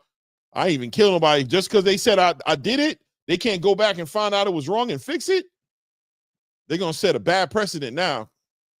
You guys got to chill, man. Darnell, it would have been a different fight, Clay, if the ref called that. Then you know what? Tank should also sue the sanctioning bodies in the athletic commission. You know what I mean? A different fight. If the ref called that, it was off, no punch. It was a swipe. It's not about the punch. It's about him taking the knee. It's about stopping the action. It's about stopping the action in the fight, right? The momentum. It's illegal to do that. Not to mention, it's not only illegal to stop the action, but it's also illegal. You guys know the story. You've been listening to it all week, man. It's Thursday. This is almost a week. Almost a week has passed since this has happened, right? So we have an understanding. We have an understanding of what happened here. Multiple infractions happened inside that little moment right there, right? He took the knee, he walked over to the corner, he turned his back on the referee, right? Which is grounds for disqualification. He stuck his head outside of the ring, which is grounds for disqualification. And then Calvin Ford stepped up on the platform, got out of his seat, which is grounds for disqualification. And then Calvin Ford touched him by wiping him down with a towel, which is grounds for disqualification. It's multiple things blatantly happening on camera. Even Tank has taken ownership of, like, that was some stupid mess he did. He put everybody in a compromised situation. He did. Now you've tied the hands of the athletic commission, and you put the referee in a position to where he's trying to give you some benefit, right? He might have been glazing a little bit, right? The referee might have been glazing a little bit, trying to give Tank the benefit of the doubt, but now his credibility is in question by his own peers. His own peers are questioning him. What's never? Clay, tell me when they overturned a ref's call. Tell me when you saw a fighter take a knee, turn his back on the ref, walk to the corner, stick his head out the ring, get his head wiped by his corner, and then come back in the ring and it not be called a knockdown. Tell me when that happened. Give me the last time you saw that. That's interesting that you bring that up. Right in here, the last time you saw that. Tell me the time that you saw somebody do what Tank did and get away with it. Tell me that. Give me the fight where that happened at. Point that fight out. Right? It is what it is. Right, real deal. The ref failed his job. But the scorecard should reflect what happened in the fight. The reason the scorecard doesn't reflect it is because the judges can't go on their own free because of rules, right? They can't go and factor in a takedown if the referee hasn't called it a knockdown. Excuse me, not a takedown, a knockdown. So that's why. So now if you guys can admit that the ref messed up, then you should have no problem with the scorecards reflecting what happened in the fight. It is what it is. It is what it is. The ref didn't. It's over. Is it? Is it over? Maybe you're right. I'm thinking in a few days we'll find out if it's over. You're probably right, though. I ain't gonna lie. You're probably right. Assalamu alaikum. Walaikum salam. Legacy remains. For sure. You know what I mean? Real deal. No, it should not. The ref messed up. They don't get to go back and try to fix shit. Okay. I mean, I guess not. Maybe they don't. We'll see what happens. Maybe they don't. Maybe they do. Maybe they do. Maybe they don't. Maybe they do, man. You want to do it now? F out of here. Damn. Why so aggressive? Why I got to get the F out of here? Come on, man. We was getting along so good, school skills. We was getting along so good, man. How you got to cuss me out? You going to cuss on me? You going to cuss on me? It was two black people involved. That's why. Okay. Clay, Calvin Ford should know the rules. He shouldn't have gotten out of his seat, in my opinion. Yeah, just like Barry Hunter and Kenny, right? They sat their tail right there and looked at him like, what are you doing? What are you doing, bro? Calvin got up. Thank you, school skills. Thank you, brother. I appreciate that, man. You know, the funny thing is, at the end of the day, boxing, for me, the biggest thing is that I don't see the fans putting boxing first. I don't see how it benefits boxing to allow something like this to happen on camera and for it not to be corrected and addressed. I see that hurting the sport. I hear people complaining about the corruption when they're looking at this happening. I'm hearing people talking about, see, that's why I don't mess with boxing. Look at that. The most corrupt sport in the game. That's what I hear people saying. That's what all across the space people are saying, right? So how does it benefit boxing to not address it and show the people different? The only person who benefits from that thing not changing is Tank. That's it. Nobody else benefits from it. How does boxing benefit from it not being changed? It doesn't. Oh my God, bro. Roach did not take a knee. You guys are diabolical, bro. The man got leaned on, bro, and went down to a knee because he got pushed down to the ground. Tank looked side to side, made a conscious decision, took a knee, and then got up and ran to the corner and went and got treated. Roach didn't take it. Y'all know that. Come on, man. Come on, HW. You know that. You know Roach ain't take no knee. Once again, how does boxing benefit from it? Look at what Trump is doing. Wake up. What is Trump doing? What is Trump doing? Did he do something? Did he say something about it? He feels like Tank should keep the belt. What is he doing? Trump is screaming for the rematch. What's going on? What did Trump do? Did Trump say something about this? School, what happened with Trump? Let me find out Trump was commenting on this. New World Order. Oh, okay. You're talking about the politics with the tariffs and everything. Okay, I got you. G Tatta said, Clay, can you tell me what Turkey did not too long ago? That's illegal. A friend of mine keeps saying that's sitting with me. Keep saying this. That's it with me. Are you talking about him talking about the 2 rounds with Hamza? Yeah, bro. Look, you guys wanted justice over there. You said that was cheating. That was corruption. That was the worst thing that happened was Turkey going to the side of the ring and yelling at Hamza Shiraz for everybody. Hey, man, you need to step it up. You're down 2 rounds, which I agree with. I think that was wrong. You know what I'm saying? But I don't know if he really violated any rules, right? I didn't hear nobody pushing, saying that he violated any rules. They're just saying that was wrong. I don't know. Was there something that reviewable there? But I'm glad you brought that up because everybody highlighted why that was the reason why Saudi Arabia was something you had to keep a close eye on because of the corruption. Well, one might have thought the way you guys were pushing that narrative about what Turkey did, that you guys wanted to make sure the sport was clean and fair. And that was the only way you wanted to see it be operated, right? You didn't want Tank to go over there because you don't want him falling victim to bad judging, right? All right, well, how ironic Karma is a female, I guess I was going to say another word. Karma's a female, and here she comes back around into your neck of the woods, ready to see you stand on business, on the same business you were standing on, with the same spirit and the same narrative that you had when you were holding Turkey accountable, because it wasn't personal.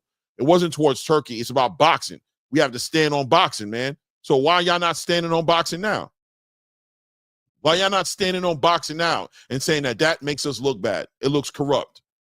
It looks corrupt when that happens. It looks like the referee was in somebody's pocket.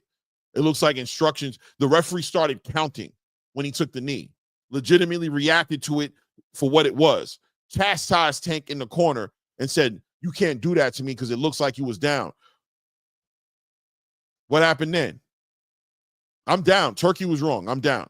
I agree. Turkey need to do better. But so now are we willing to accept what Tank did? It is what it is. It is what it is. Claymore, not trying to be funny, but you think Vegas played a role? Lamont won. A lot of folks would have lost big money. What's your thoughts? Blackwater, I'm gonna be real with you. This boxing game is so crazy. You know, I'm a weapon carrying citizen. You know, I try to protect myself at all times, but you know, it's just a little, 17 round capacity. You know what I'm saying? You know, it's just one gun. You know what I mean? There's only so much anybody can do. I don't want to go to war with the big guns. You know what I'm saying? But, Vegas always has played a huge role, especially ever since gambling's been made legal, a huge role in sports, period, right? In sports, period. Things have happened in football that we've seen to make sure that certain things don't happen. At an $80 pay-per-view, with the odds being the way it was, with a fight where at one point Tank was to 25-1, and when it was all said and done was a 16-1. If people put a lot of money on Roach was definitely about to upset a lot of people. And a lot of people were about to get a lot of money. A big payola was waiting on the back end of a decision going Roach's way. You never know. You never know, Blackwater boxing. That's all I'm going to say. I don't know. That's not my expertise, so I'm not finna put a jacket on nobody. But yeah, man, I think a lot of people benefited from Roach not winning that fight. A lot of people benefited. You know what I mean? And that draw was even better, right? Because a lot of who called the draw. So that means even if you call for Tank to win, you lost your money. You call for Roach to win, you lost your money. That draw was very convenient for some people. You know what I mean? It was very convenient, man. It is what it is. It is what it is, man. That's as deep as you can get on that. I don't know what else to say about that. But I'll tell you what, man. There were a lot of things happening in that fight that made me look like it was being controlled, the way the result was going to be delivered, the way the rounds were being fought, the conversations that were happening in the corner. You know what I mean? What round are we in? That whole entire thing. I didn't understand why that was relevant, to be honest with you. You know, what round we in? Okay, give me 2 more out the next 3. I don't know. I don't know. You need 2 more out the next 3? Okay. All right. I don't know. It's a lot of stuff. You out of here, school skills? I don't know. Real Deal said, LOL, conspiracy theories. I don't got no conspiracies. I'm telling you, I don't know what happened. I got asked a question by Blackwater, and I'm telling him that it's not far-fetched. I don't know. There were things in the match. There were things that happened that were questionable. That not round 9 being the most questionable out of everything, right? I don't know why he took that knee. Why, when he stuck his head out the ring, didn't he get his face didn't get wiped off? Why was it at the top of his forehead? I thought his eyes were burning him.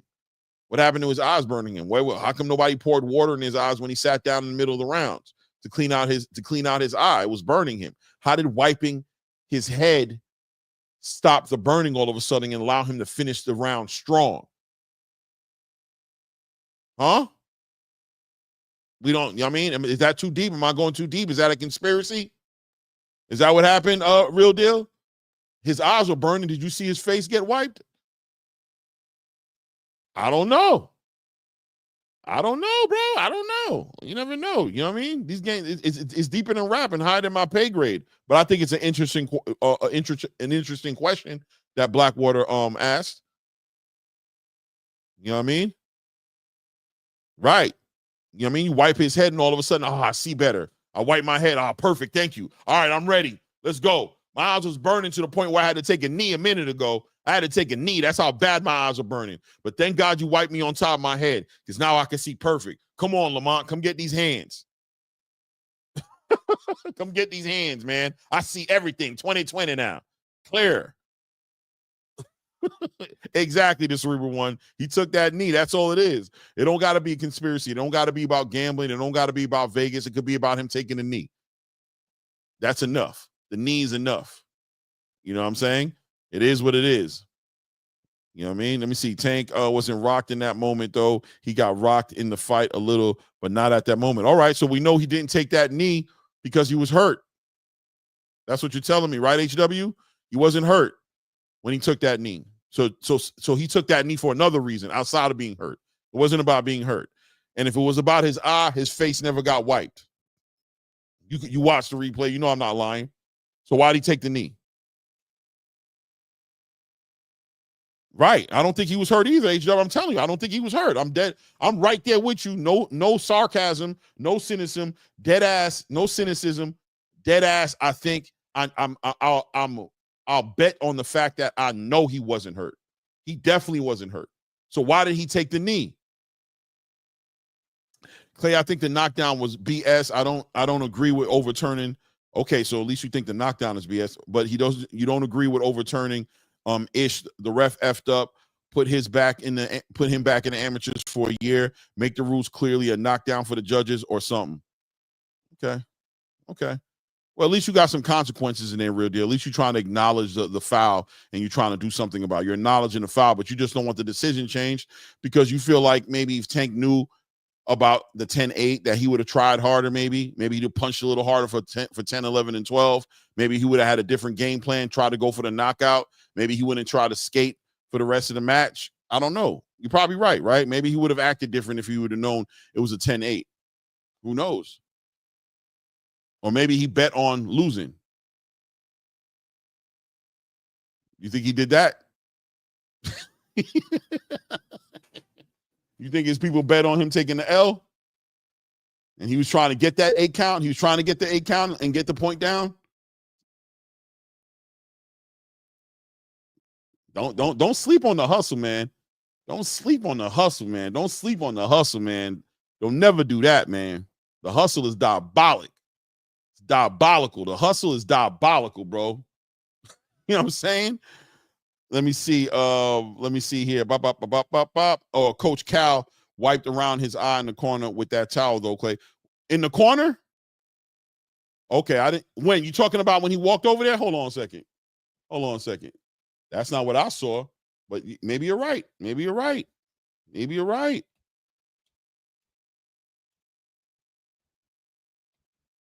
Is that what happened? Let me see here. Let me see. Looked that way, took a knee, ran over to the corner, stuck his head out one side. Everybody ignored him, stuck his head out the other side. Yeah, bro. No, he didn't wipe his face, bro. Hold on. Let me get a better view. Hold on. Let me see this shit right here. Let me see something. Let me see here. Boom, look that way. Boom, run to the corner, stick his head out the side. Boom, nobody looked at the ref. He like, what? No, don't count. Stuck his head out. Boom, head got wiped. Walked back to the neutral corner. Nah, he didn't wipe around the eyes. You talking about like when he was sitting down in between the corner?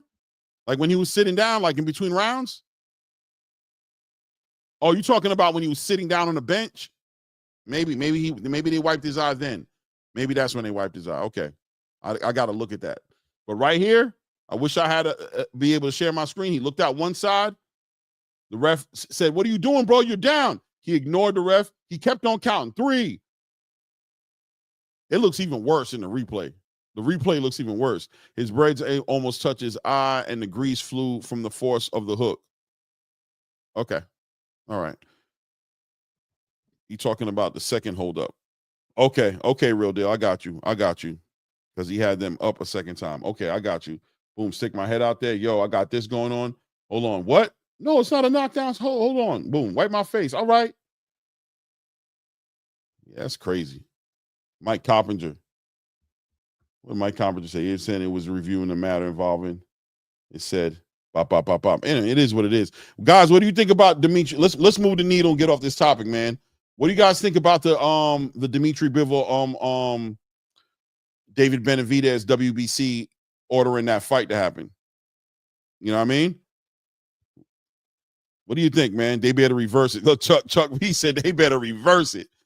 I wish Blue, I wish I had control where I could put up a poll, because I'm interested in how many people in here feel like it should be reversed. How many people? Put a 1 in the chat if you think it should be reversed. Put a 0 in the chat if you don't think it should be reversed.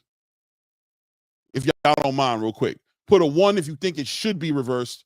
Put a 0 if you don't think it should be reversed. I'm interested in what the community thinks. Okay. Oh, damn. Okay. Keep it going. All right. Oh, man. Keep going. Okay. All right. Interesting. 1, 2, 3, 4, 5, 6. Okay. Keep going, man. We got a lot of people in here, man. Put them in there. 1, 1, 1, 1, 1. Oh, a lot of it's starting to turn into 1. Rematch for sure. 7. Okay. Keep going. 1, 1, 1, 1, 1, 1. Yeah, bro. Why so many people? So far, I've counted 7 people who said don't change it. Everybody else is saying change it. 8. There's 8. Darnell Schaefer, I see you, brother. Let me see. Yeah, man. It is what it is, man. It is what it is. It's going. 1, 1. I didn't even count the ones because there's so many ones, it's a waste of my time to count. I just counted the zeros. So far, I counted 8 zeros. Out of all these ones that went by, for the people who salute 1, yup, 1, more ones. Man, that's everybody that knows Lamont can't win. Is that what that is? But he already won. Can we admit? You know what I'm saying? He already won. He already won. Well, here's my question, right? I see a lot of people in here saying don't change the Don't change the results, right? But they're not saying don't change the results because the knockdown wasn't foul, that it wasn't a knockdown. They're saying because they don't want to change the ref's decision. So what I'm saying is, are we able to accept the fact that even if the judges having given him the win and he doesn't get the belt, are we still going to recognize that Tank lost that fight? Are we going to recognize that Tank lost that fight, even though the judge? Are we comfortable with saying that at least? Like, yeah, no, he lost that fight, but I don't want to change what the referee said because at the end of the day, we're setting a bad precedent. But at the end but we can admit that Tank lost the fight. Yay or nay? What's going on? I don't understand. I seen somebody say hell no.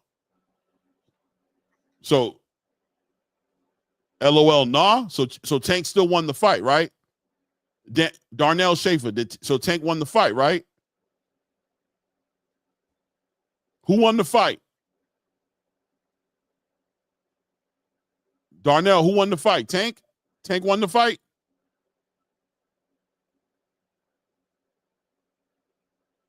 Who won the fight, Darnell? Come on, Darnell. Don't let me down, bro. Just tell me who won the fight, bro.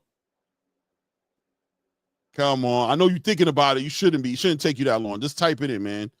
TankRoach, man. One or the other. Which one? Because if he was notified, it was a KD. Wait, if he was notified it was a knockdown, it would have been different MF and fight. You know that? Because I mean, it was a knockdown for sure. We know that the scorecards that were turned in, if that was a knockdown that was put in, he would have won, right? Roach would have won. See, that's why Roach got to go ahead and get his win, bro. That's why Roach got to go ahead with the petition and he got to get it changed because that's the game. That's the nasty game. You know what I'm saying? That's the nasty game that's going to get played, and he can't allow that to happen, right? Because we can't give him the accolades he deserves until the judge gives it to him, until the judges give it to him. So it is what it is. Give him his win. Give him his win.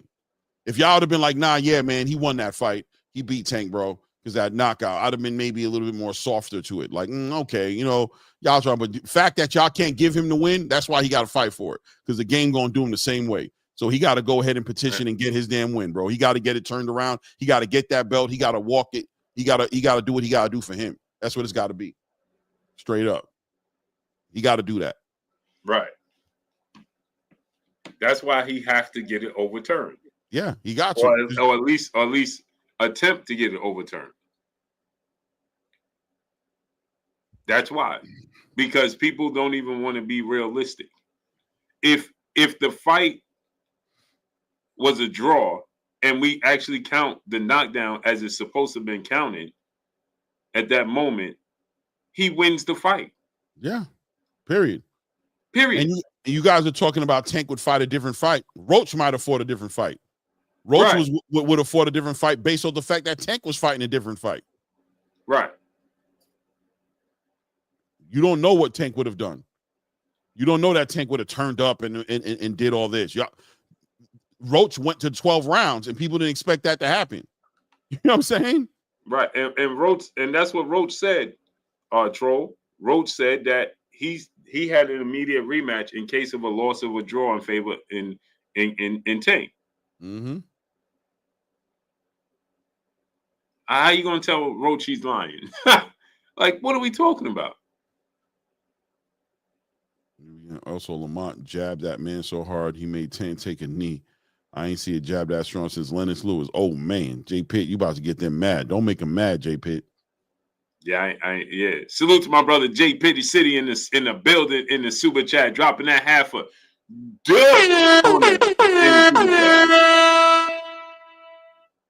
he said, I think WBC confirmed what I always thought. WBC, we back Canelo. Also, Lamont jabbed that man so hard he made Tank take a knee. I ain't see a jab that strong since Lennox Lewis. Woo! Lennox had a good jab, man. Yeah, one of the best jabs. He got a great jab. Him, Larry Holmes. Sometimes I gotta go back and forth with who I think really held it down. when it came to them jabs, man. Tank lost without the Kaepernick knee. Oh, man. Man, salute next level coach, man. Salute. Yeah, man, I don't know, man. He got to go get it, man, because y'all ain't going to give it to him, and which I don't expect y'all to give it to him. I understand. You know what I mean? Right. You know what I mean? I understand y'all not giving it to him. He got to earn it, so he got to go take that. He got to go put the petition in. He got to go get that. Nothing for free. Blue Clay, what it do, Clay? I'm on your, where your fellas been, man? Where you fellas been, man? Okay. I'm on your ass to where y'all fellas been, man. I don't know. But then the thing is, Clay, he didn't, and I need everybody to take a moment and go subscribe to my brother Claymore Rain. The link to his channel is right there pinned up in the chat. Go subscribe to my brother Claymore Rain. If you have not subscribed to my brother Claymore Rain, the link is pinned up in the chat, man. Go subscribe to my brother Claymore Rain. Again, the link is pinned right there up in the chat. Yeah, Clay, it's just nasty work. No way, no. I mean, people just are not going to be honest. You know what I'm saying? This man said he had head grease dripping down in his face, in his eyes, and then you can see the footage. There's no eyes wiping, none of that. Right. Yeah, man. You can't call what Tank, because I heard Calvin telling Tank that we need 2 out of these next 3 rounds. So he already had the fire under his tail because they knew the fight was close anyway. So he was trying. Y'all painting a picture like he took his foot off the gas because he knows that he's ahead because he knows he's ahead. So he didn't need to put his foot on the gas. But if you look in that between the 9th and the 10th round, Calvin said we need at least 2 out of these next 3 rounds. He was like, I know, I got you. So he was already trying his best. He was always putting the work in. And he didn't even know he was in the 12th round. He thought it was the 8th round. You saw that? That was diabolical. And I like I was asking while you was gone, I was like, why was the round so significant? Why wasn't he just trying to win? Why was he trying to win a decision? Like, I don't understand. What were they doing? I thought he was, you know what I mean? He only went to decision with 1 fighter, right? With who was that? That was Nysac Cruz. Other than that, why was he looking at rounds like that? I don't understand. Why was he ever looking at rounds like that? What round is it? Okay, I'm gonna turn up now. What does that mean? Right. Support Calvin need full attention. Facts. Blue support Calvin needed full attention. I don't know. Salute my brother Kirk Robinson in the super chat. He said, facts, Blue. Support Calvin needed full attention. Calvin needed his full attention. Is that what it is? Support Calvin needed his full attention? I don't know, but Calvin didn't have his attention. He wasn't very happy with Calvin. He wasn't happy with Calvin. I mean, he was arguing Calvin and Barry. Yeah. Okay, don't count the knockdown, disqualify him for the coach stepping on the apron and touching the fighter. That's always an option. He was looking at rounds because he knew he wasn't knocking out Lamont. Okay. That's a good reason to look at the rounds. Yeah. Definitely a good reason. And that statement he made about Devin didn't age well, did it? When he said he needed to be on what he felt like an even playing field because he thought he wasn't going to get the decision against Devin Haney. But you a knockout artist. That's what your fans say you are. It reminds me of Adrian Broner and Matthew Stafford. Tumultuous. Down said they need to get their thing back, whatever that is. I wonder what that thing is, man. I want to speculate on it, but they're definitely, even after the fight, you saw Tank kind of being cold to him, like walking past him, and you know what I'm saying, like not acknowledging him. Like it was kind of weird, kind of seeing that interaction between them. I think that's the first time I seen the indifference. The issue was in that moment. You know what I mean? Outside of that, them not being around each other, you know what I mean? Him going to Barry Hunter. Yeah, we could all speculate as to what that was about. But I think at the end of that fight, that's when I really was like, oh, damn. Like Calvin tried to stand there, was looking at him for the attention. He just walked past him. I was like, Clay, that was so diabolical. When I saw that, I was like, what was that, bro? Why did he do that? Calvin kind of looked at him like, I was like, damn. He did like this, right? But yeah, bro. He just kind of like shouldered him, like kind of like walked through his shoulder and just kind of walked right past him, and then did the whole entire. Let me say something to you right quick, bro. Hey, bro. Like, what was that all about? What was you trying to like? What was you saying to him? There was a lot going on in that corner that was looking crazy. And then after the fight, he said he got to get some things straight in his corner. Yeah. Yeah. Let me ask you this: okay. does he make changes now in the rematch in the corner? And what are the changes going to be? Does he stay just solely with Barry? Yeah, there's a lot of people in that corner, man, for sure. That reminded me of the same night Tyson Fury fought Usyk, the first one, where Tyson Fury had his father there, and you had you know what I'm saying, Sugar Hill there. You had a whole bunch of people just screaming in his face, like, you listen to me, you got to do this, and everybody, and it was just like real confusing looking. That was so. Do you think he keeps everybody in the corner, or he start making decisions like? I don't know, bro.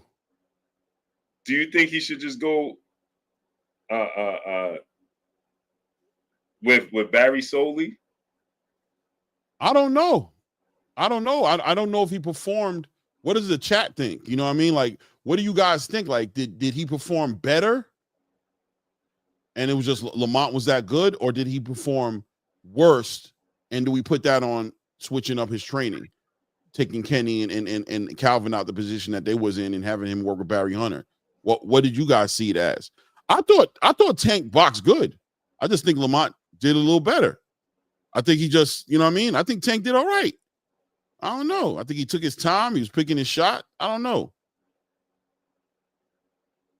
I don't know, man. And Barry was telling him, and he was like, no. And Barry was like, all right, man. Like, he's like, okay. And he's like, all right, no, just go ahead, go ahead, coach. Like, Barry was like, bro, you can see he was just like, all right, man, do what you want. You know what I'm saying? Like, I've never seen Tank talk back before. That was my first time ever seeing him talk back before. I never seen him do that. Like, you got to listen to me. No, Cal, you got to listen to me. I was like, ugh. I never seen him do that before. I always have credited Tank with always being humble, even with like Floyd. When Floyd would annoy him in certain ways, he always shut his mouth and played his position and listened and looked him in his eye when he was talking. Like, he always did it that way. Same thing with Calvin, never talked back. He's always been the type of dude that look like he respects authority. Even when he's getting interviewed, if you pay attention to him, he's looking at the guy who's interviewing him dead in his eye. Like, you could tell that was something that was raising him to look a man in his eye and talk. He's very respectful. Exactly. Even I always give him that credit. Even when he disagrees and don't like you, he still does it in a respectful manner. Exactly. But with Calvin, it got fresh all of a sudden. All of a sudden, it turned into like, you got to listen to me. Like, damn, bro. Yeah. I don't know. Hold on 1 second, Blue. I'll be right back. 1 second. Okay. Yeah, I just think that he got a lot going on. I think that he I don't think that I think that having that Jake Paul situation already lined up, because clearly that was lined up since the first press conference, right? Since they did that first press conference, that Jake Paul situation was already lined up. That's the reason why. Remember, he said that's when he first told us who he's calling out. Remember, that's when he first said, I'm calling somebody out, right? That was the Jake Paul, and we know now that it was Jake Paul, right? So, I think that, I think that was a distraction. He knew he had that Jake Paul bag already lined up, and I think that was a distraction. He was just trying to get to that Jake Paul bag, and he knew he made mental errors in the fight. He made mental errors in the fight, and he know he got to correct them. That's what he did. He made some mental errors in the fight, and he knows it. And I said this, right? And again, no slight to Lamont Roach or anything he's done. I just feel like Tank has more room to make a better adjustments, right? I just think that he's just more versatile, right? But again, we don't know if he is his Holyfield, right? If he's his Tarver, you know what I'm saying, to Roy Jones, if he's his Holyfield to Mike Tyson, right? This stylistically a problem. Stylistically, Joe Frazier to Muhammad Ali, you know what I'm saying? Some guys stylistically, Vernon Forrest to Shane Mosley, you know what I mean? Some styles is just some guys got your number, right? And we're gonna have to see with Devin Haney and Ryan Garcia, even though we know Ryan Garcia had the extra juice in his system and all that, you know what I'm saying? There still was mistakes that Devin Haney made in the fight that he shouldn't have made, that we haven't seen him make in the past. Right. You know what I'm saying? But he did against Ryan Garcia. Ryan Garcia is somebody who's familiar with his style. You know what I mean? Right. Are they overthinking it? You know what I mean? You know what I'm saying? Like, so when you look at those situations with those fighters, you know what I mean? This is something that we have to find out and figure out. Because me personally, Clay, I was saying this when you was going. I feel like just Tank has more room to make adjustments. Yeah, I think that one of the adjustments you can make is upping the punch output. That's definitely right. Up in his punch output, right? Just being more assertive with his combinations, right? Right. You know, so I just think that, he has more room athletically. He's more gifted too, more explosive too, to be able to make adjustments. You know what I'm saying? Than Lamont Roach, right? I feel like this, Clay, and then we're gonna get up out of here because I know you gotta get up. But I just think that Lamont Roach, how much better do you think? And salute to my brother Whitty in the super chat, dropping that Cinco. They must have forgot. Tank bet Roach 250,000 that he'll knock him out. So his foot always was on the gas. All facts. But I don't know if we can see much more better from Lamont Roach than we saw. I think that we can see him start earlier. Right, that too. Right? And be less patient, right? And maybe he has the understanding, I could take this dude power. But he opened up in the second half of the fight where Tank started to wear down, right? Right. Now, Tank typically carries his power throughout the fight, but it ain't the same as it is in the beginning of the fight. So what adjustments can Lamont Roach make that we're going to see a better version of what we already saw? Did he already peak? You understand what I'm saying? Like, is that the peak version of Lamont Roach? Because when we look at the Roy Jones situation, right, Clay? Roy Jones in the first fight, we really couldn't tell if it was the weight cut with him and Tarver. Right. Was it the weight cut? Was it the moving up in weight? We don't know, because in the second fight, when he was more acclimated to 175, the fight got ended with a punch that he didn't see in the second round. Well, so he never even got started for us to see the fight unfold to say, oh, okay, it was the weight. You know what I'm saying? And then from there on, it was over for Roy, right? So for Tank, did we see, like, because when Tarver went on to fight, like, he didn't get better. He just stayed solid, right? Like, he didn't have like a breakout fight after Roy. He just had solid fights where he won solid fights, solid victories, right? In the case of Lamont Roach, we just saw patience and counterpunching, right? What we saw from Lamont wasn't his athletic ability, his skill set. It was his ring IQ, right? It was his mind, his ability to stay in the pocket, counter. He knew when to throw punches, when not to throw punches. You know what I'm saying?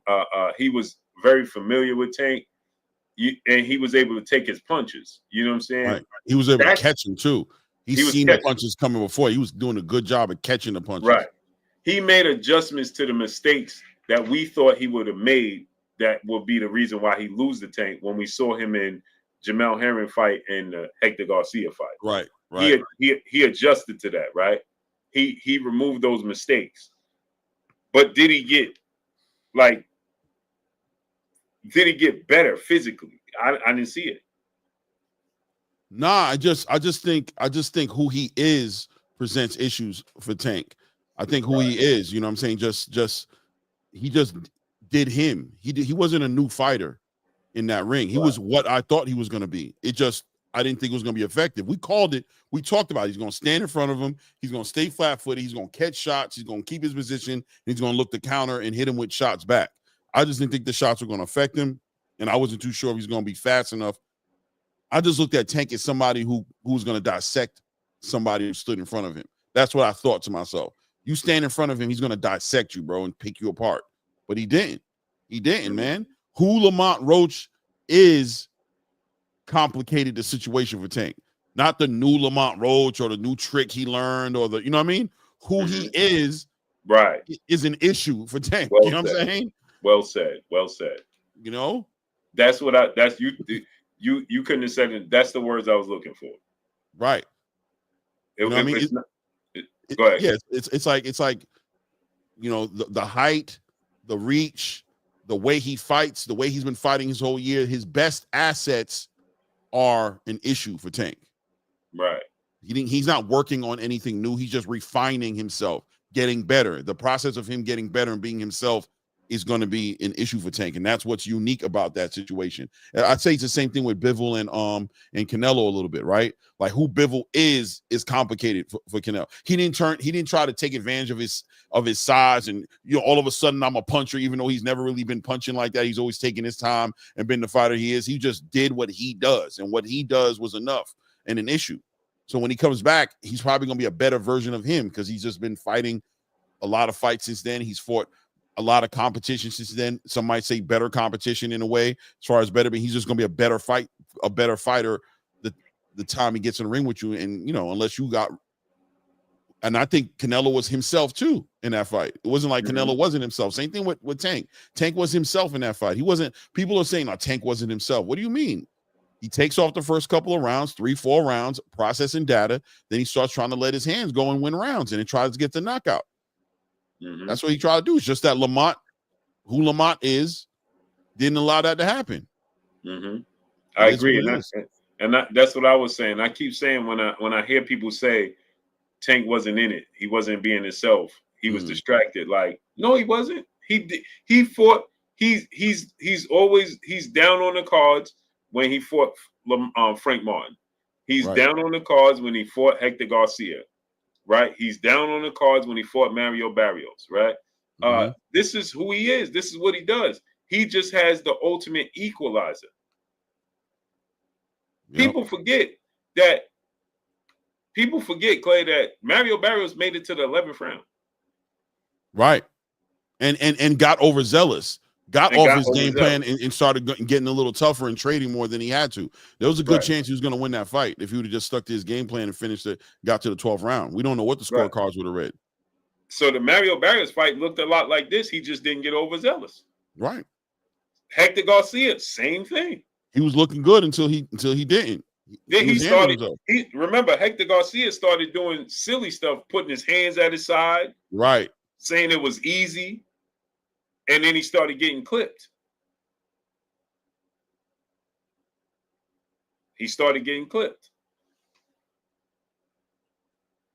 So therefore, Blue, you just said Tank was distracted with the Jake Paul fight. Tank wasn't focused. No, I said Tank Davis had in the corner. I'm talking about in the corner and stuff. Right, bro. right. Not during the actual fight, yeah. When he's fighting, he fought like he always fight.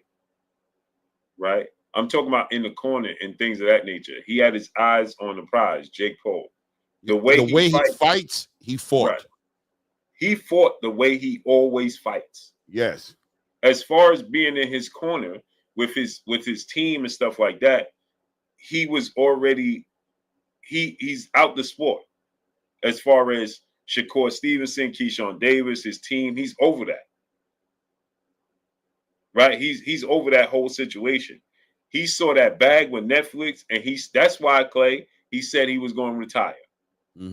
Because he felt that he was going to get that super duper bag with Jake Paul, right? And another thing is, I was told that him and Jake Paul might have a rematch clause or some to that magnitude. Hence the reason why he said he wouldn't be rematching Lamont this year. Remember, he said, I don't think it's going to happen this year. But he said he wanted 3 fights this year. Remember? Right.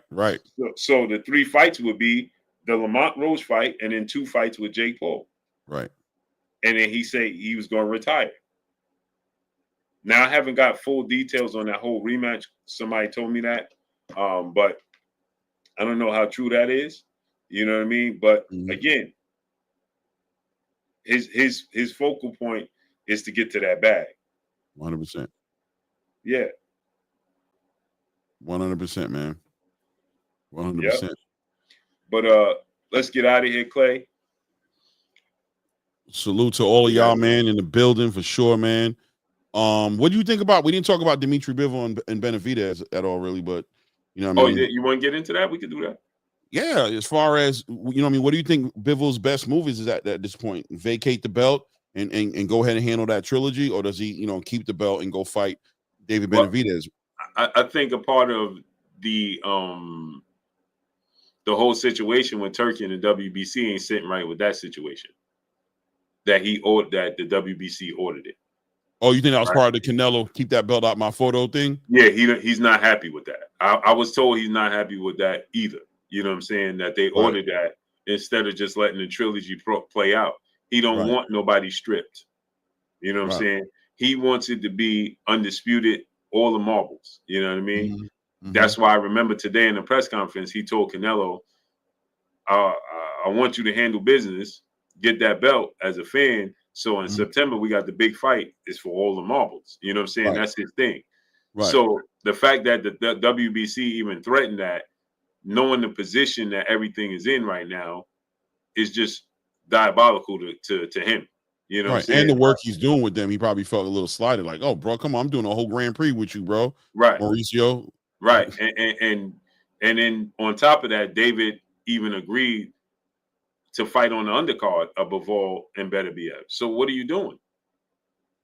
You know what I'm saying? Let it unfold. You interfering for no reason. Right. Because at the end of the day, if the WBC, what they should have did, right, was they should have reached out to the WBO. Hey, listen, tell Turki, go sit down with Turki. He'll make it happen financially. Sit down with Turki, sit down with the WBO. Be like, listen, you in number 2 position, we in number 3 position. They're going to have a trilogy match. So how about David has already agreed to fight in the undercard. The timeline, everybody's on the same time frame. Let's sit down and make Caleb Smith versus David Benavidez. That makes sense on the undercard. Right? And if you really want to get funky with it, throw what's his name? Michael Eifert on there against somebody as well. Right. I feel you. Yeah. But you don't think that at the end of the day, I mean, I see why Turki feels because Turki wants it to be what it is, but I don't think it hurts nothing really. I think the Beterbiev and the Bivol fight is past undisputed now. I think they've both been undisputed. I think a unified championship holds it together and makes the David Benavidez fight even more interesting. I think Bivol should just vacate the belt and just let David Benavidez be upgraded to champion and let him defend his title. And he fights Beterbiev, and the winner of that fight fights David Benavidez and goes for a 2-time undisputed or 3-time undisputed light heavyweight champion of the world. It makes the David Benavidez fight more interesting. So they're not defending their title when they fight against David Benavidez. They're actually unifying and becoming it's for undisputed. It makes it interesting. I honestly think that David Benavidez has been on the bad side of the WBC for a while. Not on the bad side like they don't like him, but they just been unable to put him in position to get a title because Canelo Alvarez leveraged his influence so much that they couldn't do nothing about it. But he was always, holding their belt, right? And even if it was an interim, even if it was in an interim way, he's always held their belt. And here he is in the light heavyweight division doing the same damn thing. And they can't put him in position for a fight because here we have this trilogy happening. So it's like, all right, well, you know what we're going to do? We're going to go ahead and put the order in for the fight to happen off the strength of we knowing the fight probably won't happen, that he'll still go ahead and fight Better BF because the money is still with the Better BF fight because Turkey's paying the money. Right? Like if they go into some sort of bid war, they're not going to make more money. Bivens not going to make more money fighting Better BF than he would fighting Benavidez as he would make it fighting Better BF. So he's going to take that fight. They'll just strip that belt, give it to David Benavidez. David can go ahead and fight Caleb Smith or whoever he wants to go ahead and fight. You know what I'm saying? Maybe on that same card as well. Who knows? But ultimately, the winner of that Better Bivol fight fights David Benavidez for undisputed. David Benavidez gets an opportunity for undisputed, and Bivol or Better BF, whoever wins, gets a chance to become 2 or 3-time undisputed light heavyweight champion of the world. I think it still works. Now, if Turkey still, if Turkey feels some kind of way because he has his vision, then that probably does explain why he told Canelo put that belt back in the case it came. You know what I'm saying? That it came in. Because he looks at it from this standpoint, right? Mm-hmm. But Better BF wants to be undisputed again. This makes him a 2-time undisputed champion if he beats Bivol. You see what I'm saying? Mm-hmm. And there's no need. It's not necessary to strip Bivol when there's only one fight left. You know what I'm saying? Benavidez is going to get the winner, period. Because Turkey going to want to see the best fighting the best. He ain't going to allow them to order Michael Eifert and the winner of that fight. Right. That's not going to happen. And he's not going to do it based off of Caleb Smith's victory over Buatsi. Right.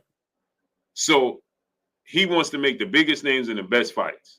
Mm-hmm. So he going to say, hey, man, let's give Benavidez his opportunity and let's make it fair. That's why I said, go to Turkey and set up a tournament. Right. Hey, Turkey, we already know you setting up this fight. Right? Cool. Benavidez knew that before the second fight even happened. Remember, he kept saying it, like, they're going to have a trilogy if Bivol wins. And I'm picking Bivol to win, right? And he just picked Bivol to win the third fight. So where does the winner go anyway? Like you said, Clay, they beyond undisputed. They beyond everybody else now anyway, but him. Mm-hmm. Like if you are to Better BF, I'm 40 years old. I beat the Bivol twice now. I'm 2-time undisputed. You're not going to force me to fight Michael Eifert. Give me Benavidez or I'm leaving the division. Or I'm retiring. Right. Like, what's the point of me fighting Michael Eifert? You know what I'm saying? Just to stay busy, it don't make no sense. It don't make sense. I'm 40 going on 41. You know what I'm saying? Right. What am I doing? Right. And Turkey ain't going to pay me big money to fight Michael Eifert or Caleb Smith. But if it makes it interesting, right? If Benavidez fights Caleb Smith and Caleb Smith beats Benavidez, now it's interesting. You know what I'm saying? And Michael Eifert on the card. Okay, let's get Michael Eifert versus Buatsi now. You know what I'm saying? Let's put Buatsi back in the mix. Give Michael Eifert and Buatsi an opportunity because him and Caleb Smith was a super close fight and entertaining, right? So give us Buatsi versus Michael Eifert. Prove yourself, right? That's 3 solid fights right there in one division on one card, right? It's a tournament. Now you start feeling how much do you got to pay Caleb Smith and Benavidez? Like, you know what I'm saying? Like Turkey will make that happen. Right. It's unnecessary to step in and shake things up. Now they fighting for unified belts. Now you penalizing Artur Beterbiev. Right. You know what I'm saying? Like he's paying the price for it. Right. Because he is kind of paying the price for it. But what about if David Benavidez is threatening to go up the cruiserweight to go fight Zerto? And he's threatening to leave the division. You know what I'm saying? He is, right? But that's what I'm saying. Like, so if you but he also said that he's willing to fight on the undercard with Turkey. Right. Right. So that's when you convince him, hey, bro, we gonna give you Caleb Smith. And on this card, pay you big money as the A side. You win, you know you setting up and promoting. That's what Dave Benavidez just said. I don't mind fighting on the undercard, so start to promote me versus the winner. Right. So, okay, fight Caleb Smith. It makes sense. You eliminate one of the options. So now we eliminate one of the politics. So people can't be like, well, Caleb Smith should deserve his op. Now you beat Caleb Smith, right? Put Michael Eifert on there. Let him prove himself against Buatsi. You know what I'm saying? And now David Benavidez, you win against Caleb Smith, which is another solid win for you. 100%. And now you in position. Now you get the winner. You sitting ringside. You just fought. Right. It makes your fight versus them even bigger, enticing. And more of a bag too. You got your bag with Caleb, a king's ransom for Caleb, and then now you about to go fight for undisputed and get another bag. Right. Yeah, I agree. I agree. And so the WBC, like now you come in, you do this, you shake things up because think about it, right, Clay? They strip Bivol. Now Benavidez got to fight somebody for the vacant WBC title. Right. Who's it gonna be? You know what I'm saying? So it might be Caleb. So like it's not necessary. You know what I'm saying? And you ruin history for better BF. You know what I mean? Let me get my opportunity to regain my titles. I win, put it in writing. I ain't gonna retire. I ain't gonna fight no. I'll fight David Benavidez. Simple. You know what I'm saying? And again, like I said, take it to Turkey and say, yo, we want to put everybody on this card. Simple. You know what I'm saying? You the WBC, hey, Turkey, we want to put everybody on this card. I told the WBO, we want to put everybody on this card. Now that's what it would be nice, but what do you think ultimately ends up happening in the situation now? I think the WBC gonna feel that pressure and they're gonna back off. Do you think they're gonna back off? Yeah, especially after what happened today. Right. They're gonna back off because Turkey gonna box. They know he gonna box him out. Right. And they got a big deal on the table with this Grand Prix. That's gonna be some good money, man. That Grand Prix with the prospects, that's a big deal, bro. 100 and something odd fighters, like 132 fighters or 100 and some number of fighters. That's a lot. You want to play yourself and box yourself out? That's kind of silly for one decision unnecessarily. To say like, yo, my champion needed for what? I mean, think about it, right? You had the chance to uphold the situation with Canelo and Benavidez. You ain't do that, right? Now, as soon as Bivol win the belts, now you want to strip it. Like, think about it, right, Clay? Right. Bivol has never had the WBC title. Right. What did he have before? He had the WBA. The WBA and the IBO. Yeah. So now I finally get the WBC, and you ready to strip me before I even defended against the dude that had it all this time? Right. It's same situation with the IBF and Terrence Crawford. Like, why do you think the WBC did that? Huh? Why do you think the WBC did that? Why do you think they chose that route, knowing that what was at stake? Because I think that David Benavidez is a little impatient. Right, putting some pressure on him, right? Like, listen, man, I'm about to move on, and they're like, all right, man. The fact that he said, I'm just gonna move up and fight Zerto. Right. Like, because remember, he was already kicking up dust, like, yo, right, y'all didn't do this. The WBC didn't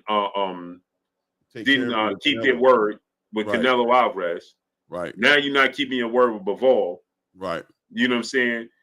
I'm about to go to you know what I'm saying? So I think they felt like, oh man, this is a little bit bad press. But again, like I said, they should have went to David Benavidez, go to you know what I'm saying? Hey, go to Caleb Smith. Yo, what you think about this option? You know what I'm saying? Can we put this together? I'm pretty sure Caleb Smith would do it. It's a big opportunity for him. Right. I don't know, man. I think a lot of this has to do with David, man. I think, and I feel like it's a rock and a hard place because if but I agree with you also. I think they respect Turkey's position and they let him have the belt and they let it be in a suit. But I think David might go to he might end up going to the cruiserweight. But I think he'll come back though. I think he'll come back for the opportunity. But I don't know how good that is. Gaining 25 plus pounds to go compete at 200 pounds and then come back down to 175. It might hurt him. And that's what I'm saying. That's how you know he was impatient. The fact that he's even threatening to do that is like impatient. Right. What do you mean you're going to gain 25, 30 pounds and then come back down and cut again to come and fight for a title? That's a lot of stress on your body. Right. And the thing is, like, it's unnecessary. You only one fight away from fight. They got one fight. Exactly. And it's the trilogy. I could see if it was the rematch. And it's like, all right, man, I'm still here. What if this person win and now they're going to fight a third? This is it. Right. Right. And you get an opportunity to fight. You're going to fight the winner. And you get an opportunity to fight on the undercard. Yep. You guaranteeing yourself 2 big paychecks. You go to cruiserweight, mess around and lose up there to Zurdo. For what? Like, what you get out of beating Zurdo? The way Bivol dominated Zurdo? Why don't you just wait for Bivol? You know what I'm saying? Like, if you feel like Bivol going to beat Beterbiev in a rematch, he already destroyed Zurdo. Right. So what you going to fight Zurdo for at cruiserweight? Because he won a real title. You want to be a unified. You want to be a champion. Tired of the interim. But I agree with you. It's like you got this far. You're almost there. Why play the games now? You weren't going to play it before. Why play the games now? I think he feels empowered and he feels like he has to do something. Like he feels like a calling to do something, to not sit there and suffer the way he did at 168. And he feels like I'm just not waiting for nobody. If you don't see my value, then I'm going to go somewhere else. But the reality is there a bag there for David Benavidez to go fight Zurdo Ramirez? De La Hoya is going to go have to find that bread. I don't know how interested Turkey is in funding a Zurdo Ramirez versus David Benavidez fight. Yeah, he ain't gonna be interested in that because you want Zurdo Ramirez to go against Jai Obatai. That's what he wants to fund. Right. So so that's what I'm saying. Like my grandmother would say, "Haste make waste." Yeah. What are you rushing for? Right. You guaranteed the winner of that fight. Why would you? What you always say, Clay? Don't trick yourself out your position. Right. 100%. That's what he getting ready to do. Trick yourself right out of position.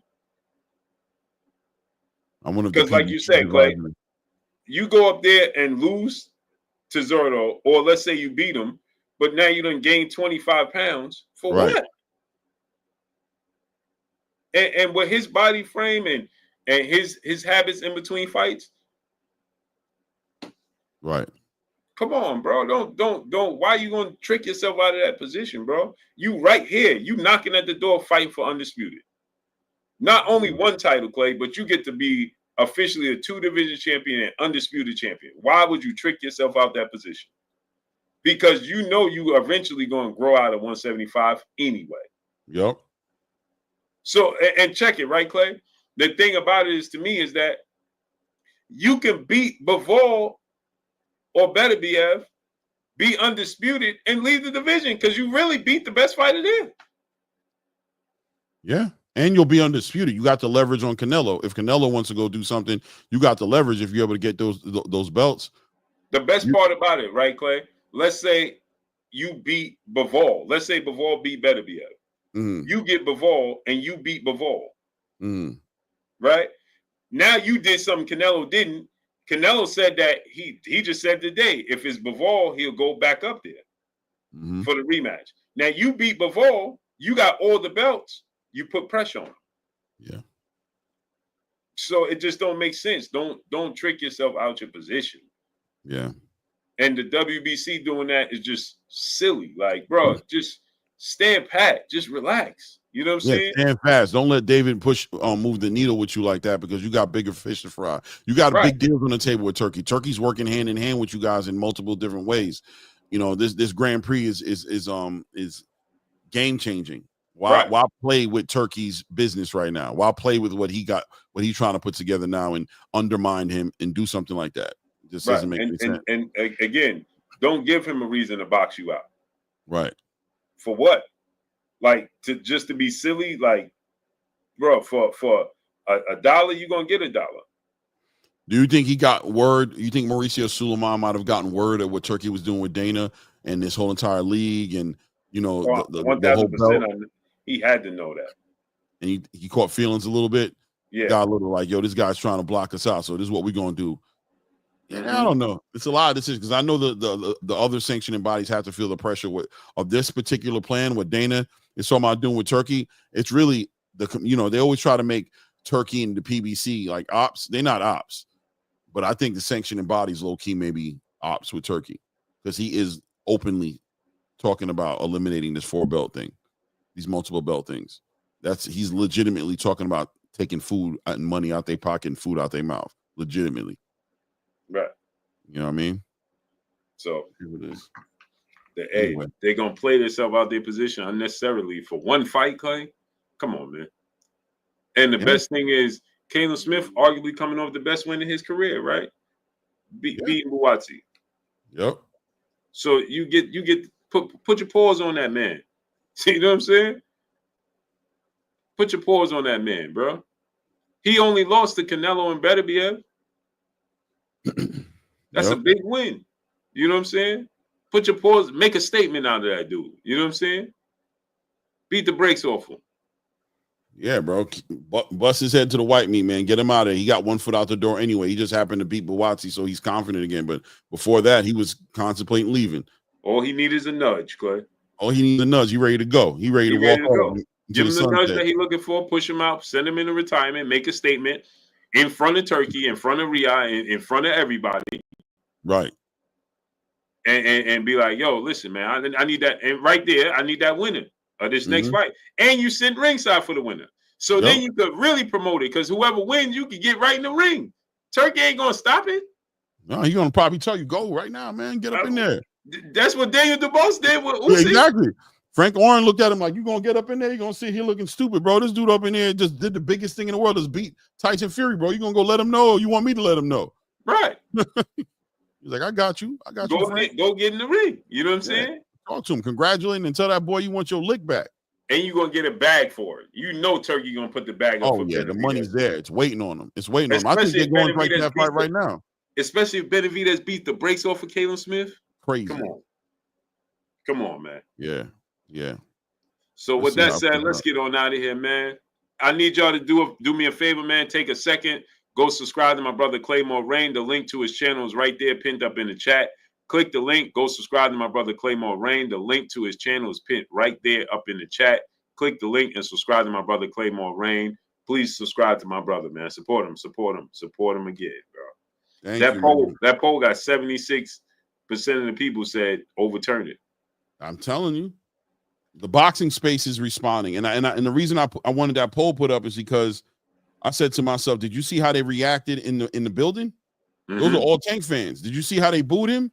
That's boxing tired of the nonsense. That's boxing fans tired of the nonsense. You know what I'm saying? Just like, man, we tired of this, man. What was that all about? What are you talking about? What was that? And then the excuse was like a spit in their face. You feel me? That's another person, right, Clay? David Morrell. Make David Morrell versus Michael Eifert. Yeah. Oh, yeah, bro. Put David Morrell right in the car. I was saying David Morrell and Joshua Buatsi too. Or David Morrell, you know what I mean? Or David Morrell and I was gonna say if David Benavidez was gonna leave, go ahead and take that spot and go fight Caleb. But David Morrell is definitely right there in the conversation. You know what I mean? Yeah, definitely. Because you can still put Joshua Buatsi against Anthony Yardy. You know what I mean? That's a big fight that the UK wants. That's their version of David Benavidez and David Morrell. You know what I mean? That's that fight like they've been wanting to see, the Buatsi and Anthony Yardy fight. But yeah, man, I don't know, but I agree. But I definitely believe this is an impatience by David Benavidez. This is all being driven by David Benavidez. And it's all frustration from the Canelo situation. That's what it is. Yep. It's all that frustration from the Canelo situation boiling over. That's simply what it is. I agree 100%. But let's get on out of here, man.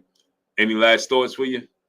Nah, man, just, you know, we going to take a little pause, obviously, on these boxing a little bit. We waiting a little bit for next month to come. We got some cards coming up. I know Golden Boy right now has got a card going ham right now.